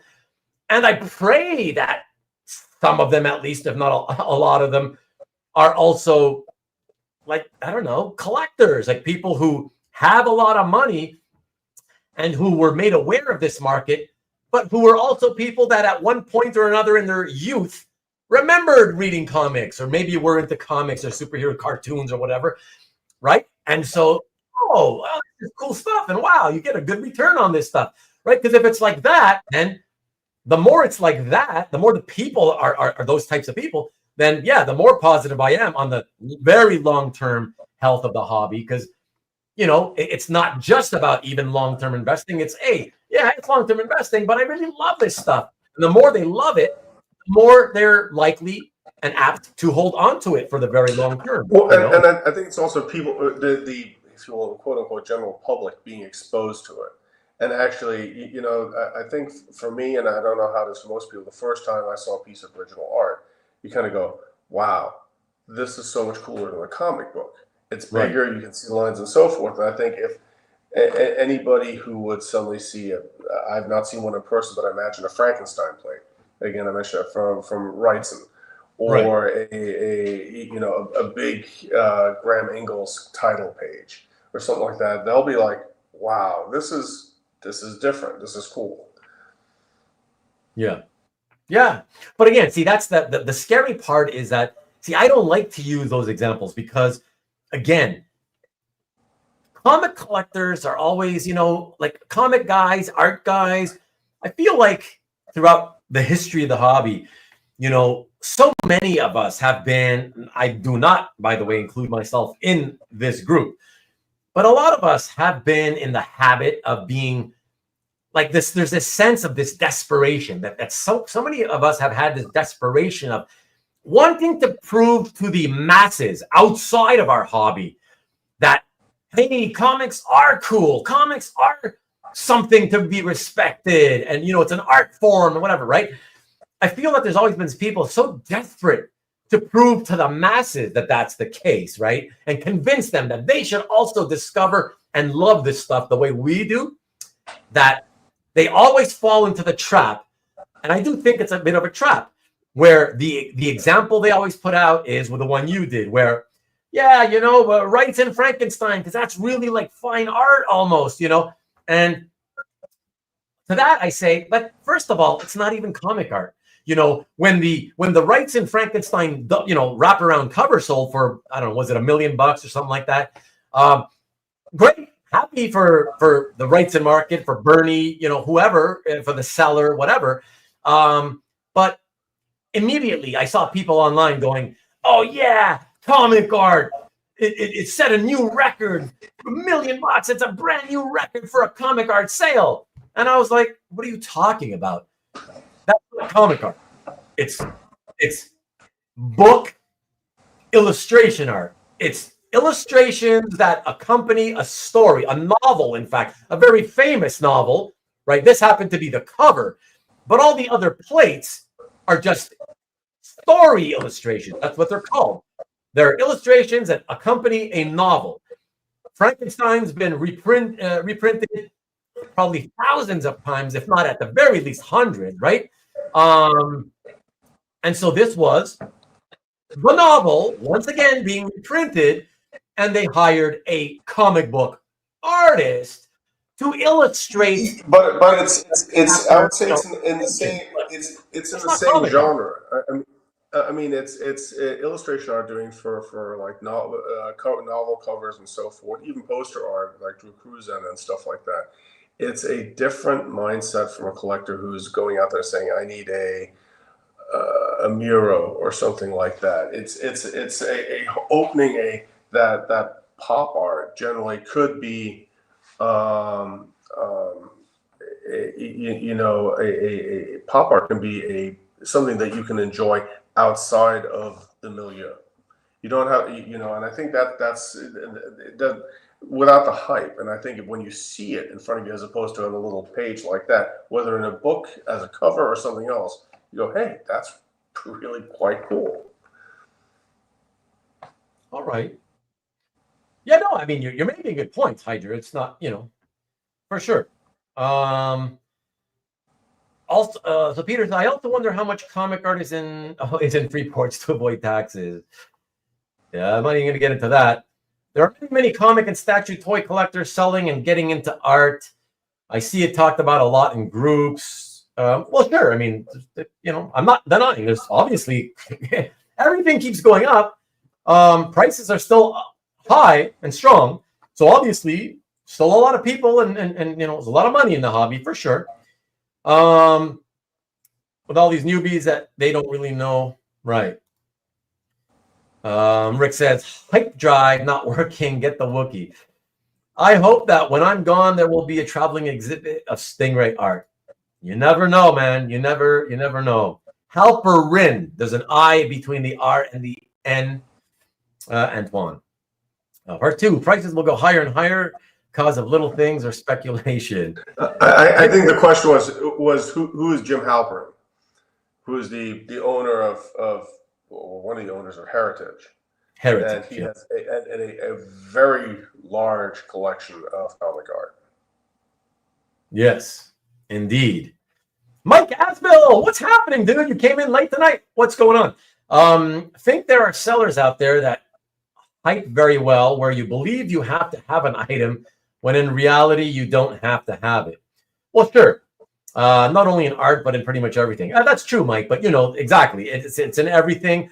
And it's incumbent upon you as a collector to not buy into the hype, right? Don't buy for the hype, buy because you love it, right?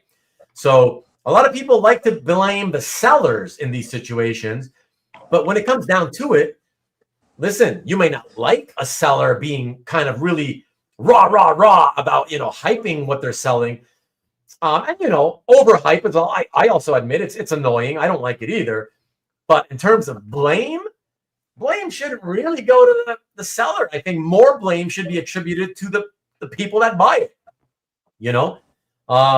Yeah, if you get sucked in by the hype, then I guess you shouldn't have gotten sucked in by the hype. I mean, we're all adults, right? We're all adults, and yeah, it's down to us to make the decision as to whether it's worth paying the price or not.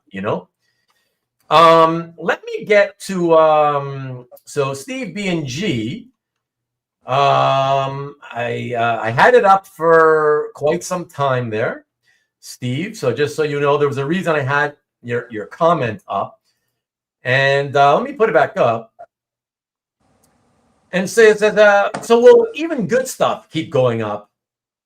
Is there an upper limit for Burn X-Men, for example? Well, you know what, Steve? This is my simple answer. When I started collecting, Burn X-Men pages were like $500. Okay. And when almost everything else was $75 to $100, trust me when I tell you $500 felt like a fortune, right? So it's all relative. And then it didn't take that many years. I'm going by my memory here, but I'm thinking, I don't know, 5 to 7 years or something like that. And Burn X-Men pages hit $5,000 a page average. And when it hit $5,000 a page, I can tell you, Steve, I was one of many people going, holy shit. Did you see that? What those Burn X-Men pages sold for? Oh my God. Okay, I think we've hit the crazy point of this hobby. Plenty of people thought that. So as crazy as these prices, I don't know what the average price for a Burn X-Men page is today. Is it 50, 75, 80,000, whatever the hell it is on average? Whatever it is, I think the answer to your question, is there an upper limit? I won't say yes or no, but I will say if there's an upper limit, I believe we have absolutely not reached it yet. Heidjer, would you care to give your opinion on that? I think there is. And you think there is an upper limit? There is an upper limit, and it's okay. Just because there's other factors that go into it, and there's nostalgia. And I mean, I don't know that this is here. Let me humble brag for a second. I bought a Burn page for $200 from Danger Unlimited. It's a Burn page. It's a great, perfect. I remember reading this in the book. I love it. It's great. So okay, if that's the case, you're not buying because the artist, like you said, you're buying because it's that X-Men issue, and that he did, and I don't know the issue, so I'm talking a lot of my ass here. But at some point, is that momentum going to continue? And there's a discussion going about Barry Windsor Smith Conan pages that's been going recently that they're getting soft now. Barry Windsor Smith Weapon X just went for a record-breaking amount, but his Conan pages are going down. The Conan pages are beautiful, So if people don't recognize that story, that nostalgia goes down. Yeah, I think it will top out. That's where the risk is right now when you're looking at the character and the story arc as opposed to the art. Okay. Well, if that's the way you look at it, and that's a fine. And I should say, just remember here, my background is that I stuff I collect, the horror, they're individual stories. There's no character continuity, with the exception of Sandman. There's no character continuity through there, so right. I'm not as fixated on that. Well, no, that's true. With the horror mystery art, that's totally different. I agree. Yeah. And before I give my sort of rebuttal, I just wanted to, let you know, like I did with Jason, we're on the 3-hour and 5-minute mark. So just giving you a fair warning, you know, I know you said not too long when you agreed to be on. So I just wanted to let you know, from this point forward, it's on you. I'm letting you know it's on you from this point forward. So just so you know, I'm giving you the fair warning that it's 3 hours, 5 minutes. And as long, you know, the longer you stay, every minute you stay from now on, it's on you. I'm giving you a fair warning that can leave whenever you want. So you just let me know. But I did want to say, in rebuttal, that the interesting thing, and it's not that you're right or wrong, obviously, because we don't know, right? There's no way to know whether you're right or wrong. But the question for me would be then, think about what he said. He was referring to John Bernexman pages, right? And we can agree that's some of the most all-time most popular, famous, beloved story and art of all time in American superhero comics, right? So I have to say, if we believe that there is definitely a ceiling, I have to ask if the absolute most desired art in this hobby has a ceiling, then isn't that bad for the longer term health of the market? Like right, because if the best stuff has a ceiling, I believe that means everything has a ceiling. Everything does have a ceiling, but because it's all everything does have a ceiling. And the thing is that let's say I don't know how many Byrne X-Men pages are out there. Again, not an area I'm collecting, but let's say half or 3/4 of those go into collections where they don't come out again. Could be museum, could be so forth. You know, scarcity will drive it up. Yeah. You know, so what's top if it remains popular? But there is if it's all out there, there'll be a top. You know, the thing is, in a way, I feel like, you know, I initially said, to answer Steve's question, I said, I think there is, but I just don't think that we're anywhere near it yet, or something like that, right? But the more I think about it, the more I feel like, in a sense, I should say the opposite. I feel like I should say no. I feel like I should say no. I don't think there is a ceiling. And I guess I should probably qualify that statement by saying more specifically, I don't think there's a ceiling for it in our lifetimes. And the reason I say this all of a sudden is because when I think about it, I just realized that in all my lifetime, literally in my entire lifetime, and that goes for you too, Heidjer, and everybody else watching, most of us have collected, or all of us have collected, comics and then art, right? And in all the time since we first initially started and discovered comic books until today, comics and art, both, are all worth more than they've ever been worth today, right? Right. So we've gone from children to, you know, not only full-grown adults, but like most of us are now in the final third, let's say, of our lifespans. And we're currently still at, you know, the peak of values of the stuff that we collect. So that when I think about that, it makes me think like, yeah, wait a second, like how do you think there would be a ceiling? We've never seen a ceiling in our. There's also speed versus acceleration. You know, the thing is there a ceiling? No, maybe not. But how long will it take to get there? Because what we've been seeing in the last few years is an acceleration. That, you know, we've seen doubling of prices, tripling of prices in a very short time. And I think that's going to slow down. True, of course, speed.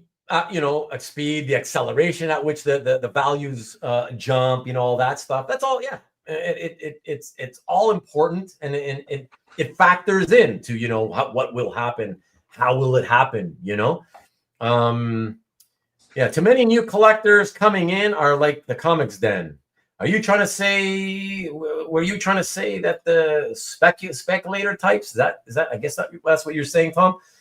I'm thinking my kids will go back. Your kids will go back to comics. They won't want to like what their parents like. Yeah, I don't want to speculate on that. Who knows? It's already attracted a lot of new collectors. This is what Ruben has been complaining for 3 hours about. Flipper for the show from the 60s, foretold all of this. Good to see you still here, Ilya, by the way. Frank Rockwell is also still with us, but will it be the same? Will digital rule the world? Art's probably going to be different. Will most collect inkers because of Blue Line? These are all questions that are worthy of being asked also, Frank, but it's way too soon. That part of the market, right? Where remember, it's what I've said in the past. A bulk of the artists, a majority of the artists working in comics would have to, in a small amount of time, make that switch to like becoming digital only type artists, for us to sort of see what will happen in terms of the values of artwork and mono prints. Don't, just because most of us don't care for the mono prints, you shouldn't automatically assume that they're always going to be worthless. A much younger group of people coming in behind us eventually, right? They to them, that may be all they've ever known is, mono prints. If we ultimately get to a place where we're in a world where the industry artists mostly work digitally, right? Then that would mean that ultimately the only thing available would be monoprint type stuff. And then people growing up in that kind of a world, that's all they would know. And they probably would think of it as, one-of-a-kind collectibles. I can get this one-of-a-kind cool thing where they print it out and there's only one. And they would think that's cool because it's rare. So, and I think the monoprints will be fine. I think they're holding it back because we're all afraid that people will change their mind and there won't be a monoprint. What? I said I think the thing with monoprints is that it's fear. That if everybody was assured that it really would forever and ever during their lifetime be one of a kind. Yeah, exactly. Yeah. No, exactly. And that's what we always talk about when we bring the topic up, right? That's one of the main things that kind of, it's certainly one of the things that prevents a lot of us older guys from sort of ever even considering it, right? But again, a younger generation, newer generation, born into a world where it's all about digital, they might see it as normal and they may grow up getting into the hobby, being trustworthy, thinking that, it's monoprint's been around for many years. And again, assuming that there haven't been a bunch of stories by that point, where stories of like artists who ripped off the fans by creating multiples of those monoprints, right? As long as no stories like that, happen or come out publicly, then I think that, it's possible that people will, come in and just accept it and accept that, it's there's never been a problem. It's one of a kind. I like it. I'll buy it. So there could still be eventually an established market for the monoprint stuff. Who knows, Tom says, I love the artist. I buy it because I love the artist, the time it was created, how the inker did this or that. You people are like, it's so cool. How pretty. No, I know. We know that. I sure buy lines from the artist, but lines from the artist drew the art digitally and does the... sorry, Ilya, but I think, I don't get the grammar on that one. That one's, whoa. It's going to break my brain to try to figure that one out. Compson, you see, Compson, I stuck around. I purposely kept it going just for you because you came in as we were about to close it up. Comic book IP is exponentially larger than it has ever been, but that's true. But it's just via other media. True. There's only very few ways to collect one of one from these core stories myths. Very true, Compson. Yes, sir, indeed. Well, it's kind of interesting. Well, one thing I've been enjoying buying recently, and it's one of the pages I bought the last Heritage auction. Going back and watching all these 60s, 70s, 80s sci-fi programs and watching Space 1999. love that show, you know, and stuff like that. I bought a Gray Morrow page. I have 2 of them now.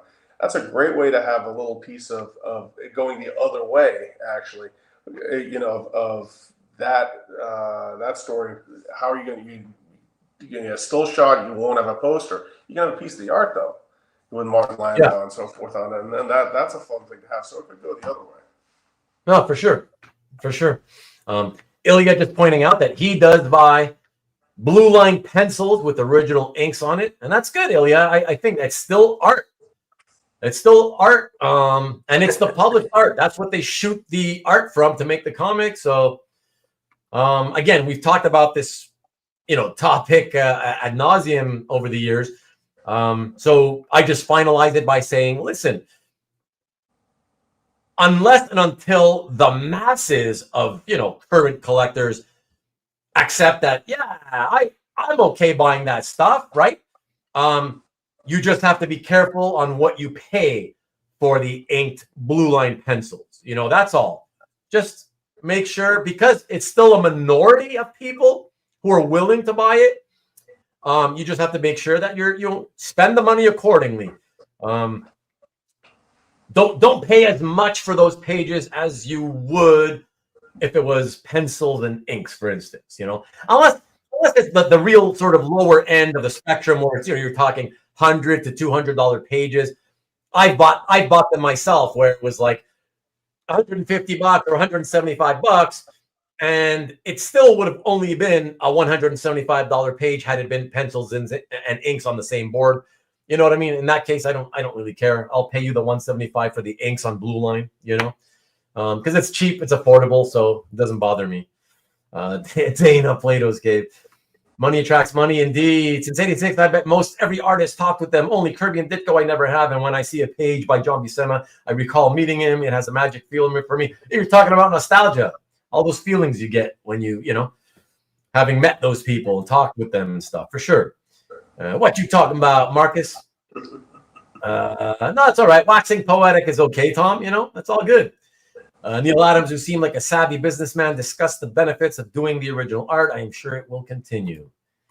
Heritage, okay. eBay bumped it to 1,000, and it was a big deal. Sorry, I don't know what that refers to. More higher burn goes, the more the rich people will buy, and that alone will keep pushing. See, the thing is, Heidjer, is again, I can feel very comfortable saying, as far as that ceiling thing goes, I don't foresee a ceiling in our lifetime. I have no idea where the ceilings would go, because when you see pages that were 500, and then a few years later, I felt like we're 10 times more at 5,000, and I was freaking thinking, who's going to buy this shit beyond this level? And then they doubled and hit 10,000, right? And then from 10, it was to 20. So you keep seeing doubling.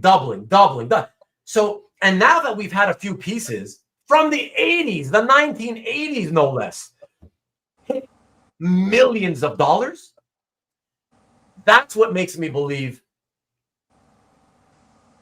yeah, there either is no ceiling, or if there is, we will never see it in our lifetimes. Because just the fact that any comic art had hit millions of dollars, to me, tells me that there will be people who they're willing today to pay $100,000 for the Burn X-Men page. So that means, I don't know, X amount of years from now, whether it's 5, 10, 20, they will be willing to pay $1 million.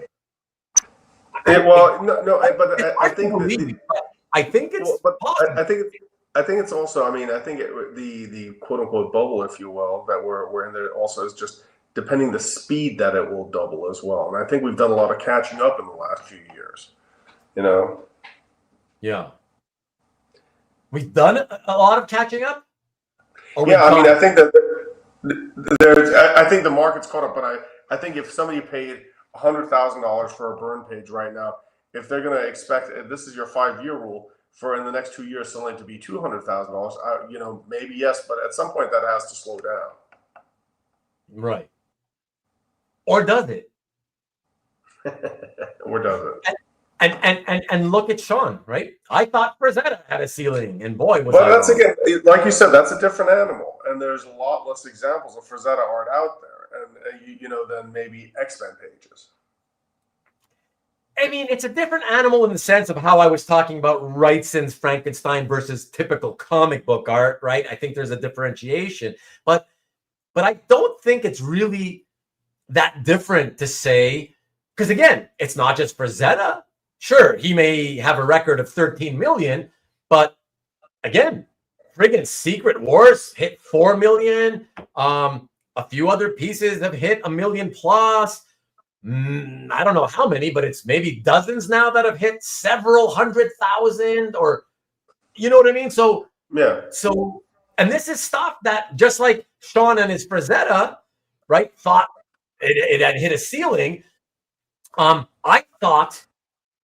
never thought like Al Milgrom pages from Spectacular Spider-Man in 1986. I never thought they would hit $1,000. Let alone $5,000. Not that they're averaging that, but some pages have sold for over 5,000, right? And it just keeps going and going and going. It's almost like no matter what it is, it's 5,000 today. Oh, it's the 500 from a few years ago, and then a few years pass, and it's like 50,000 is the 5,000 from a few years ago. So it just seems like there's room for it to keep going and going and going and going. And that's why I feel, certainly in our lifetimes, I don't think we'll ever see a ceiling. Other lifetimes, maybe, but I just don't see it for sure happening. You Heidjer, you feel you'll see it in this lifetime? Again, this is outside sort of my collecting background. In terms of what I do, and I know, but you don't have to, you don't have to go with your own collecting. You see what's happening in the auctions. You've watched these shows and you've seen what other things sell for. So you have to have an opinion on. Well, it's a sort of, let's take something other than the Burn X-Men. Let's say Kirby, for example. I think there's going to be examples of Kirby art that are going to keep on going up. But I think right now, for now, it's going to slow down. For a lot of pages, they're going to be at $3,000-4,000 a page. And, will they go up? Yeah, they'll go up. But how quickly? Right. And that's the thing. That's why, yeah, but that's why I'm asking. It's just an opinion, right? Listen, you could be wrong. It doesn't matter if you say yes or no. But your gut feeling, does it tell you that you'll see the ceiling for, let's say, Burn X-Men before you die? Or like, what's more likely, do you think? That it'll happen after you die or before you die? Again, I don't think it will. You're such a I don't think it'll politician. stop. I think ceiling is where it's fairly stationary, fluctuates within a certain price range. Yeah, I think I'll see that before I die. Sorry, say that last part. I think if you mean by ceiling, that it'll fluctuate within a certain price range. Yeah. Yeah, there's always a range, but let's say, just for argument's sake, let's say today's prices of $175,000 for like the best Burn X-Men pages, right? Obviously, a few of them sell. Some will go for the 175. You might get one at 190, 165. So obviously, but it's still basically a pretty tight range, right? So yeah, sure. There's always going to float in a range. But all I'm saying is your gut telling you that range will be hit before you die or sometime after you die? I think it will. Before you die? Yeah. Wow. Interesting. And assuming, knock on wood, that I don't keel over tomorrow as well. But hey, how about this though? Because I want to be sure you understand what I'm getting at. When I say hit a ceiling, and I'm pretty sure that Steve was referring to this when he asked about the ceiling. When I say hit a ceiling, I don't just mean, oh, is it going to top out? And then it fluctuates, like you say, right? And then after a few years, it resumes its climb again. Because, whatever, like most markets tend to do that. I'm not talking about that. When I say hit a ceiling, I think, speaking for Steve, I think this is what he meant, is that it's a permanent ceiling. Like, because any market hits plateaus, right? And then it tails off, but eventually resumes the climb. I'm not talking about that. When I hear people talk about ceilings, I'm talking about an actual ceiling. It's permanent. It's there. And the hobby will have to survive and continue forward, not, with the artwork not going up. It just everything keeps being traded at around the same values. That's, to me, that's what appealing is to me. I just can't help feeling that with all the, let's stick with the X-Men, all the X-Men art that's out there in the various forms and fashions. I mean, thousands of pages of that remain. That there will come a time, if you are still in the X-Men art, that people kind of go, I can have a nice X-Men art page for this amount of money, or a burn with that. And I think a lot of people go, I'm fine with this. I think it'll top out.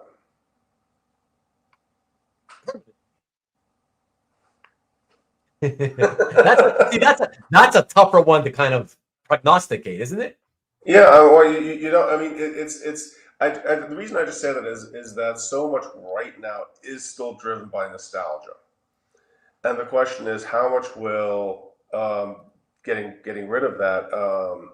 If you take the nostalgia factor out, for the people that didn't read it at the time, that may not have, or how much will they connect to that one page? Is it enough to keep pushing up, or is it just it's already a 170, 200, I'll throw some more just to have it, and that hasn't been proven yet. Right. Sean is making the argument that, if a character, and remember, we collect on character first, if it stays in the current media, right, and it just always keeps having different media, kind of putting it out there in front of people, it'll keep its value or improve, right? So as long as it stays in front of an audience, and I do believe that. I believe that's what keeps markets going, like collectibles markets in particular. It's what keeps it going is the fact that, it's the old adage of out of sight, out of mind, right? When something's out of sight, you just forget about it and it dies out, right? But when it's constantly in front of you here and there in different types of media, it's always at the forefront of your mind. And yeah, that's what keeps people being interested in it. And like he says here, Dracula, Frankenstein, right? All the universal monsters, Tarzan, Popeye, they've stood the test of time. People know them even today just because of they've constantly been out there in different media, right? Although Popeye, I admit I'm with Marcus. A lot of people today don't know who Popeye is, like younger than us, of course. Because I know for a fact, Gen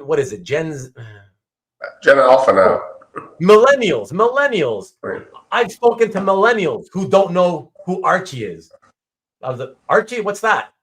Yeah. So some, but a lot of it, yeah, with the monsters and that, yeah. The more that they're out there, put out there in different sorts of media, the more of an opportunity and the likelihood it has that that IP will continue forever in whatever form, What does one of a kind mean? Yeah, well, it is kind of, that's the thing, Steve, with NFTs. That's what Heidjer was saying earlier, is that for a lot of us older guys, one of the big problems, other than the fact that, I think the main thing is we just like the actual media to be original, not a poster or whatever. But other than that, it's also the fact that we don't trust the idea that you have to put your trust in every artist that they will never print another one. That's a big thing, right? So yeah, it may mean nothing. It may, but we don't know. That's the unknown, the great unknown, right? People have nostalgia for Scotty from Heroes Con. I don't know what that means. Universal Monsters, yes. Popeye has faded, absolutely. Tarzan also fading. I agree with that too. Yeah. The monsters, yes, definitely better than the pulpy characters. I just want to say, I want Antoine banned. He doesn't need to point that out. That the 80s was almost 50 years ago. I know, it's like oh my god, that's scary, very scary. Digital Blue Line with actual inks by the artist is still a one-of-a-kind page, I think. Yes, it is. Of course it is. Pencils also disappear under the inks, and I've argued that on a previous show a couple years back, and people were getting absolutely angry with me. Some of them, anyways. But yeah, even the penciled and inks pages, right? That's what I argued, Steve. is that like, and I knew it would be an unpopular opinion because people don't want to face the truth, but you're right. Even on pages traditionally done, pencils and inks, the inks are obliterated. They're gone forever. You don't see the pencils. So it's, yeah, you're just happy because you knew that once upon a time, the pencils were on that page. And that's why you're happy to accept them that way. It's a psychological thing. But the reality is, you could say, if the blue lines are out there, somebody could re-ink them again and have another copy out there.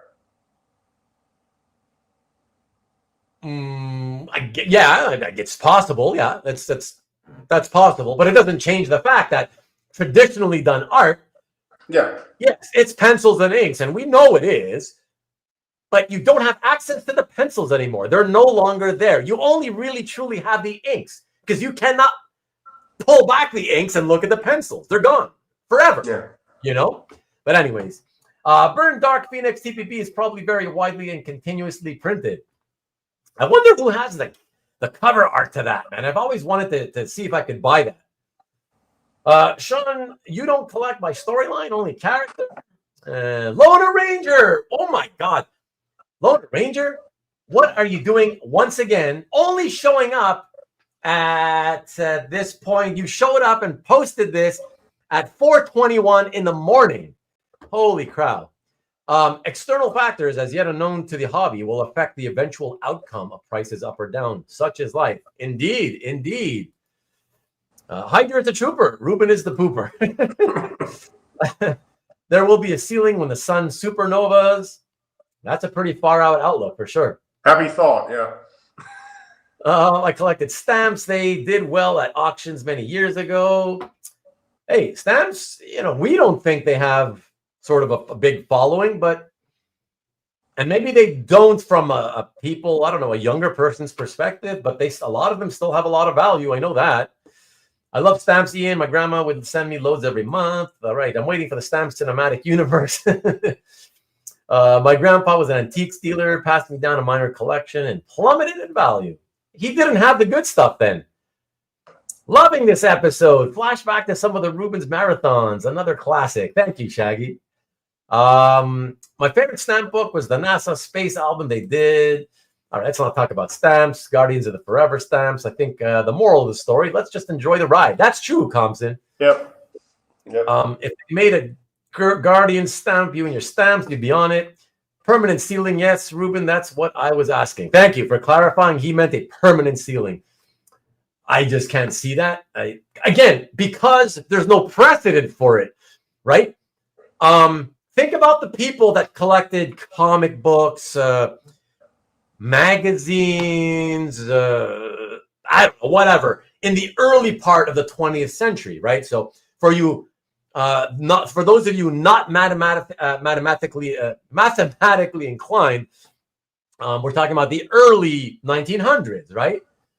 I mean, when comics, again, let's talk about our hobby. Comics came into being in the 1930s, let's call it. The people that were children and adults at that time, for the most part, are deceased now, right? And they never would have imagined that comics would have been worth more than 10 cents or 20 cents or maybe $1. That would have been, to them, that would have been like, oh my God, $1?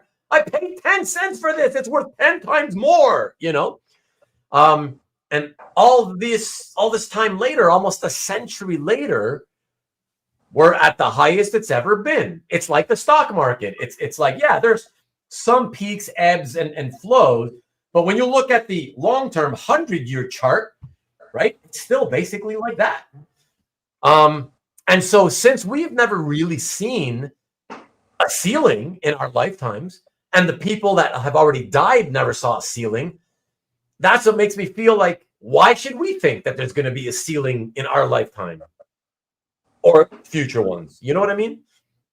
So I think those of us who feel that, yes, it's super difficult to imagine an average price of $1 million for John Byrne X-Men pages, right? An average price.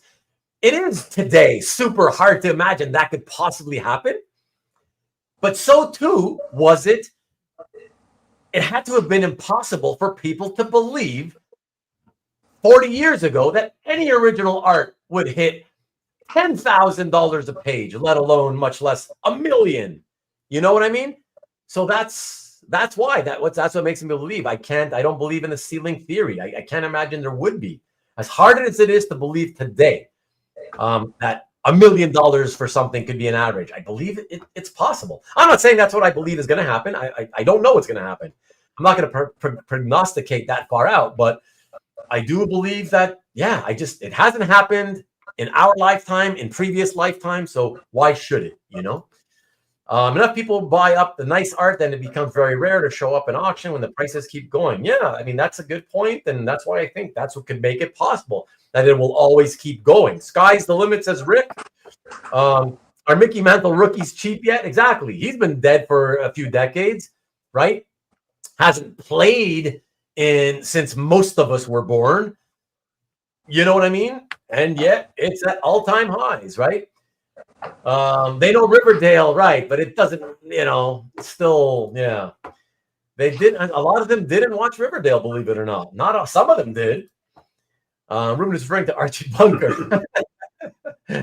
Archie did just announce they're doing a live-action movie, so that'll help get the IP out there. Yeah, listen. They survived this long, but it somehow isn't very widespread to the average younger person somehow. Those were the days. Yes, indeed. Lord and Miller are doing a live action Archie. Yeah, there you go. I mean, Meathead, right? Copy, Barney Miller, better than Archie. All right, let me catch up again. Someone can do all the forgery. Yeah, that's a whole other. Yes, it's kind of what Heidjer said. You could not necessarily do a forgery, but you can re-ink a page again, whatever, Someone with a separate sheet of pencils out there to share your piece. Right.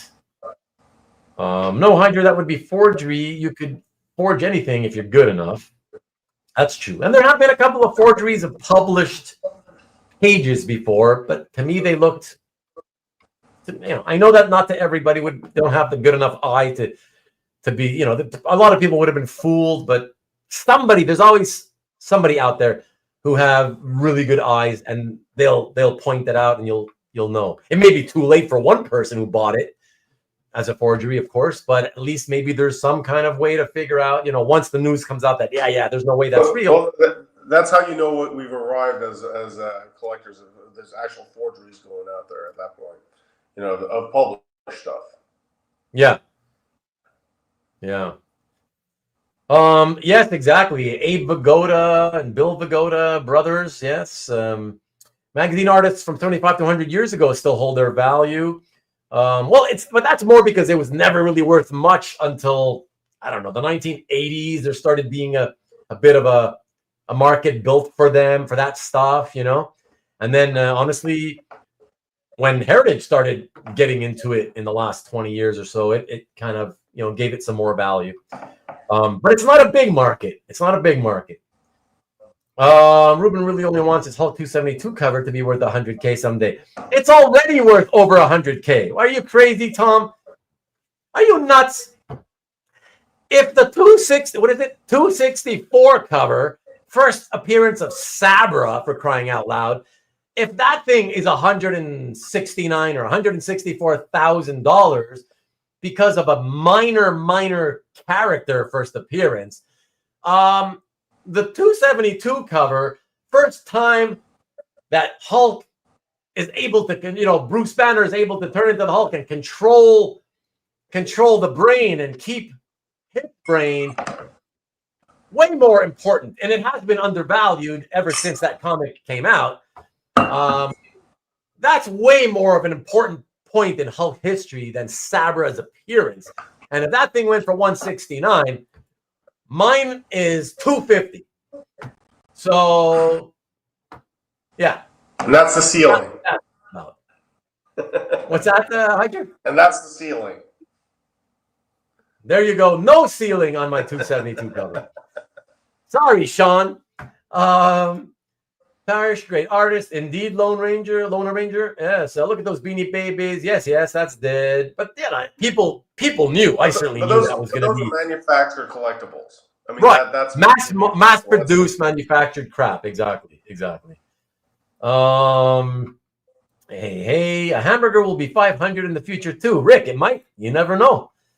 I got a ceiling that's tonight going to be a good night.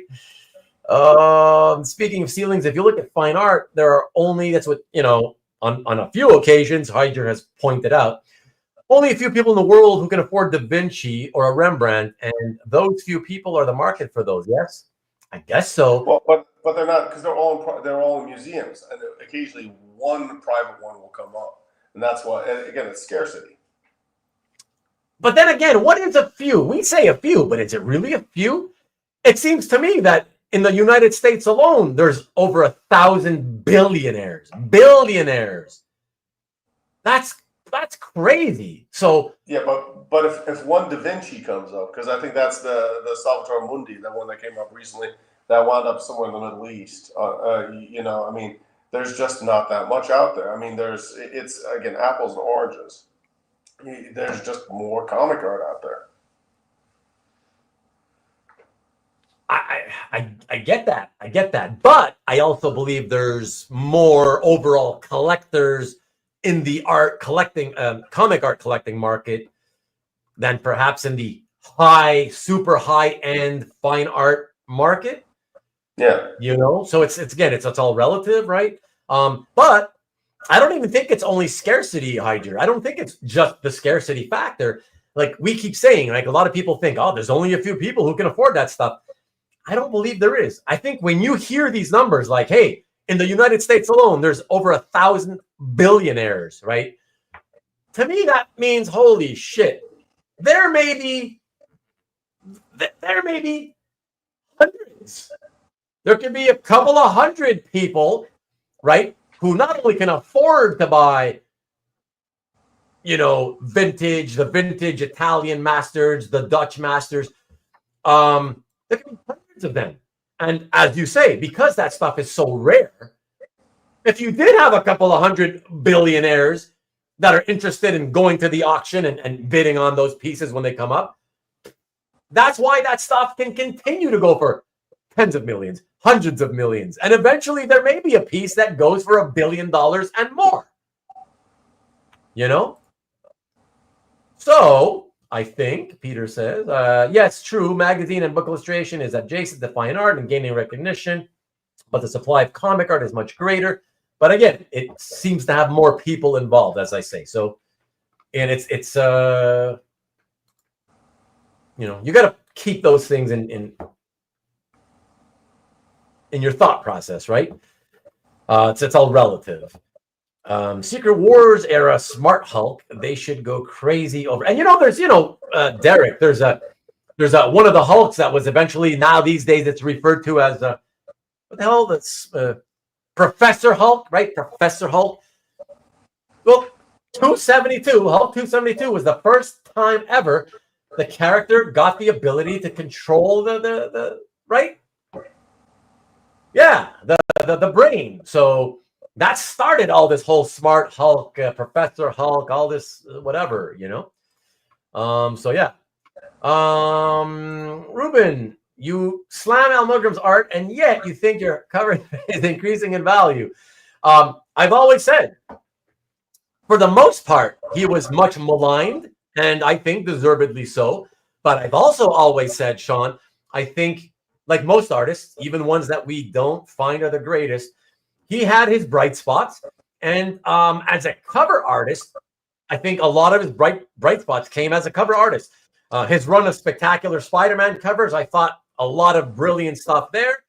He had a lot of great covers in that Hulk run, So yeah, so that's it. I don't have to prove anything. Hulk cover is at least 55K. Oh, please. You think that other one? By the way, you maybe didn't see it. You maybe didn't see it, Tom. The Hulk 270 cover, right? 2 issues before mine. That one sold, I think, I don't know, 3 or 4 months ago, all right? And it's Milgram with Mitchell, like the inks, not as usual, he usually inked himself. It's okay, right? The combination of Milgram and Mitchell is okay. But the cover itself, the layout, everything you're looking at, not a great content quality cover. And that sold for $70,000. So you're out to lunch if the 272 cover is not 2 to 3 times worth that cover. So whatever. Anyways, it's not for sale. So argue whatever you want to argue. Sky's the limit for Hamburger comic art. Is there somewhere one can find comic art index? I don't even know what you mean by that, Compson. Or do we just look at burnt X-Men pages? Not really sure what you mean by an index, but I think the answer is no. I don't think there's any type of index you can look up on prices. Will be worth most in the future. I don't know. Sad sack art. Sad sack. Yeah. That's next. How many do you think are floating around? Anyone ever try to give an estimate? Nope. I am sure that the number is huge. Yep. It is. That doesn't mean that comic art can't be valuable. Manufactured scarcity, not in comic art. It's legit. There's enough people buying it that the prices are what they are. Manufactured scarcity in kind of like what the whole, I'm a digital penciler. And so I only do prints of my art, but every now and then I'll do a few pages traditionally, and I'll talk up the fact of how rare they are. So that's manufactured. That's an example of manufactured scarcity. It doesn't mean that it's not worth it, because if there's enough people willing to pay the price, then it's worth it, right? But it's still an example of manufactured scarcity as opposed to sort of true scarcity. Although you can argue that if it's legitimately, he always wanted to be digital so he can meet his deadlines because it's faster to do it that way, then yeah, it just happened that way that, he never had original art because he worked digitally because for deadline purposes. What do you think would be the piece to hit $1 billion? Oh God, I'm not even going to go there. No idea. You can take guesses all you want. Marvel fan probably thinking Howard the Duck, Ian Bruner, whatever. Oh, Golden. Yeah. I don't know, 40,000 someone's collection. I mean, yeah, that would be a lot. How many people have that though? Ditko Squirrel Girl art is the next big thing. Did it ever happen? I don't think she existed that long ago, did she? In the 80s and 90s, I rarely saw any original art, so the internet made this stuff more accessible. Of course. Without the internet, I don't think this ever becomes an actual viable market. That's I've always believed that. Maybe a tiny one, but just no different from the one that existed pre-internet, where you go to conventions and yeah, artists are still selling their art, but most people buying comics look at it and are like, what's that? It looks kind of interesting, but nah, because there's, you know what I mean? Because it feels expensive compared to like comic book back issues. So yeah, so I don't think anything big would ever have grown out of it had the internet not come into being, Isn't what they said George Lucas was holding? Yeah, 40,000 pieces. Yeah, apparently. Yeah. Nice, Stanley. I'm not sure that is fact, though. AF-15 art, if it ever was stolen in a National Treasure sequel movie. Yeah, maybe that would be a good guess, I guess, guys. Let me see the last thing that Steve B&G had asked a while back. Can donated art to museums, can it be sold off by the museums? Yes. I believe they have the right to do so.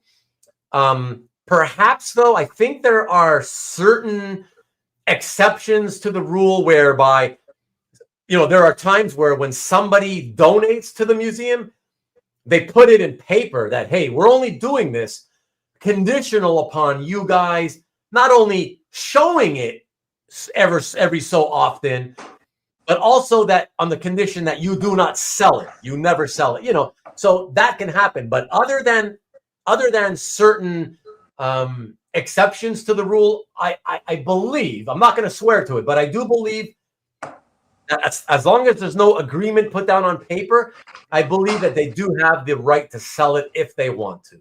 I believe there can be like significant tax consequences to that, because I mean the donation, it's obviously a donation for free, and somebody took a tax deduction for it, and it's sold to make a profit. So there's issues with it. Thanks, Thompson. Yeah, okay. So yeah, exactly. That gets more complicated because you're talking about tax implications and all that stuff. And I don't know much about that, so I'm not going to touch that. But glad you stuck around at least, and caught. We're able to give you an hour's worth of show. Good chance Milgram Hulk covers the billion. Only when it's time to sell them to Sean Clancy, and only if it's the Hulk 272 cover. Not that he has the money to buy it anyways, but Good night. Milgram Black Cat covers. Yeah. I mean, exactly. If that can hit 1 million, trust me, my cover's worth easy $250. Give me a break, please. Have you recently seen You know what? Funny, Stanley, that you mentioned that. My good friend Vito, local friend, he wanted to get a few pieces framed, and so we got together. And on Wednesday, we went to visit John, my friend, who is my framer. So we got 3 pieces framed, and I can attest to the fact that all 3 pieces were black and white comic art, and all of them were framed with black frames, off-white matting, cream, somewhere in that cream-colored vicinity, if you will. No color in the presentation. So it was done with taste and very adult presentation. There you go. I only want Ruben's cover for the Wendigo and Sasquatch. You can keep the Hulk. I'll cut the Hulk figure out and maybe sell it to you more cheaply at some point. The superhero animation TV movie and games definitely have made superheroes part of the world culture. So there is, I think, possible historical longevity to the originating idea of the comic book art. Yeah, I mean, that all helps, of course. That has helped a lot. And Tim Finney in Japan says goodbye. Good night, Tim. Thank you very much for hanging out. Yes, my friend was framed. Does Ruben approve of the frame of the Harley Quinn art? I don't know what you mean by that. I don't know who has Harley Quinn framed art. Good night, Tim, says Peter. So donating to a museum is a bit problematic. Well, Steve, I've always found it problematic for comic art. Not that many people have ever donated to museums, because there's not many museums who would want comic art, because they don't take it seriously. No fine art museums anyways. But I certainly have always felt I would not want people. I hate when I hear people are going to bequeath their comic art collection to either museums, universities, that kind of thing, only because I feel like those places, they're going to shove it in their basements for the most part. They'll shove it in their basements, and once in 25 years, they might pull out a few pieces and put on display for a few months, and then that's it. It'll go back into their basement for another 25 years. So at least with collectors, right? With collectors, at least there's a good chance. If you just resell your collection back into the market, at least there's a very good chance that most of your collection, or that person's collection, will go into the home far and wide, spread amongst many collectors. And a lot of those collectors are collectors who like sharing their art online. So at least there's a much better chance that a lot of that collection that gets donated, right? It's got a better chance of being seen in the future if it's in the hands of collectors, as opposed to giving it to a museum who you likely will never don't forget that with museums, even if they're happily taking it and they claim they're going to put it out on display, only people in the city that collection goes to, right, that museum belongs, only people locally, 99% of the people that see it are going to be people local who live in that city and go to that museum. Most people are never going to remember that, this museum in this state happens to once have gotten bequeathed a comic art collection. You know what I mean? So, yeah. So I think, to me, I don't like hearing that people are giving them away to museums and universities. That's just my feelings on it. Will I ever visit Lucas? I don't know. I frankly, I'm like whatever. Like, listen, if your country wasn't in the state it's currently in, I would say maybe I would probably have already maybe visited some of you guys by now. But certainly because of the political situation, I am not interested currently in crossing the border. But eventually, if things get better and I do go, I could see myself going. But I will tell you, Stanley, the answer is I would, if you ask me, would I go there and plan a trip around it, like as if that's the main thing? I would say no. I really don't care. I'm not so curious to see what's in his collection that I would make a trip there just for that. I would sooner make a trip to go to Southern California to visit collector friends, right? Make the trip about that. And then if they wanted to go and visit together the Lucas Museum, then we can do that as part of my trip. I could do it. I could see doing it that way. Yeah. Watterson indeed worked out, Steve. Yes. Donate comic to Library of Congress. I also don't know that I would do that. Isn't that similar? I don't think that they put out somebody's collection of 1,000 pieces of art or even 100. Yeah. I don't think so, Peter. I don't believe so. I wouldn't want it to go there. My art is kept in a basement. Good. Don't let it flood. Donating to museum sounds pretentious. It says, my collection is that important. I don't know about that, honestly. I don't know that I agree with that. In a way, potentially, but I don't absolutely agree with that. The Clancy Museum is accepting art, and I'll display it. I know you will. You're welcome. You're welcome, Steve. I'm betting the Clancy Museum will be cool. Sure, if it actually existed outside of his home. Okay, now the show is going on too long. There you go. Country, I'm trying to catch up now so we can actually get the hell out of here. It's a perfect time, absolutely, because it's been 4 hours. So, country in the states are in the country. I don't know what that means. Ruben fits the profile of somebody who'll get deported to El Salvador, probably. I hope there's a big visiting it sometime. Oh, I'm sure that's going to happen very soon after it opens, if not as soon as it opens, Ian. Preach.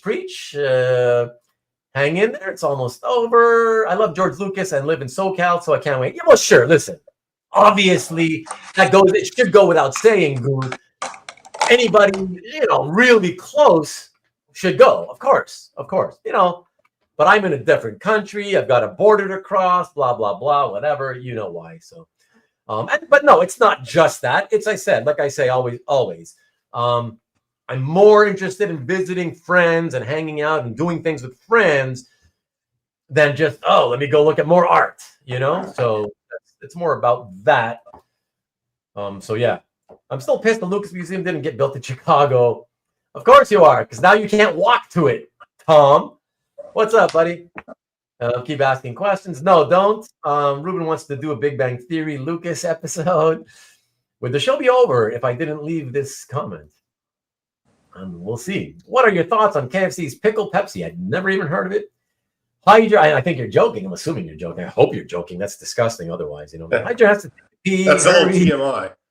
Buttery goodness. And any common foods. Never tried. Robert Rubin wouldn't be able to poop for a week if he goes. All right.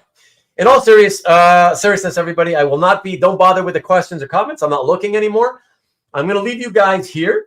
And let me thank you all, of course, everybody watching. I mean, 3 dozen people still watching after 4 hours. That's incredible because a lot of my live streams average 37 people, throughout the episode. And so this is the lowest it's been, 37. Fantastic. Shocked, honestly, shocked. I don't really understand collectors and these YouTube shows, honestly, because last week's episode I was really shocked again that the review of the heritage auction, it doesn't even have 400 views yet, And the one I did the first time 2.5 months earlier, that one has over 900, and I was shocked when that happened. But so I expected, I guess people love the heritage reviews. But this one has less than half what the first one got. So I can't ever figure out what viewers want to watch or what they don't want to watch. I don't get it. So whatever, I'm still happy. Whatever. The live views tonight were absolutely outstanding. Like I said, I think it hit 80, which could be a record. So thank you all, you regulars. Of course, you guys are my favorites, the ones I appreciate the most. Naturally, obviously, no longer here. But in case he's watching on Rewind, Jason Ladwig, thank you. Great to have you again. And of course, my pal Heidjer, who is here for the first time in some time, man. I appreciate you. So thank you for doing this again. Thanks for the invitation. You see, it was great. I hope next time you can arrive earlier so that we can maybe troubleshoot more and figure out why the volume I'll use a different computer. I'll use newer Mac. Yeah, but that's okay. So thank you again. And let me remind you guys, everybody, for those of you still here, thank you, Goo. Thank you. Appreciate it. And you too. Great show. Oh, sorry. You said you wouldn't read the comments. Thank you. Thank you. Yeah, I know, but I won't address the stuff that starts asking me questions. That's what I'm trying to say. Thank you also, Ian. Yeah, for sure. I'm so glad. First time in a long time you've been able to stay for the entire thing. So that's fantastic. Shaggy says, just wanted to watch your passion, man. And thank you, Heidjer. So yeah, man, absolutely. Got to thank Heidjer and Jason. Appreciate you guys too. Hydration duration. Well done. Thank you, Ruben and Heidjer, and also Jason. Absolutely. Yeah. Thank you, Steve. Appreciate you. And thank you, Jewish Dragons. Ian, the man. Absolutely. Appreciate you. And we can talk football now. Yeah, talk it amongst yourselves, everybody. So yeah, let me leave you out with the thumbnail, which actually isn't finished yet, guys. It's not finished, but I wanted to show something. I figured we'd close out with it. So let me at least leave the what I have for the thumbnail for next week. All right. Let me get it. Where is it? Here it is. Check it out. Please don't forget Nikki B's on Friday. And then come back here and join me again with my old friend, Susan Powder. And just so you guys don't get disappointed, I know you don't see it there, but our friend, the ever amazing Matt Kennedy, will be joining me next week as well. So I think it's going to be a good rollicking bit of fun, as it always are. These series, the episodes from this series, I think a lot of people agree. It's a lot of fun. So please come by and join us next week for that. It's going to be good.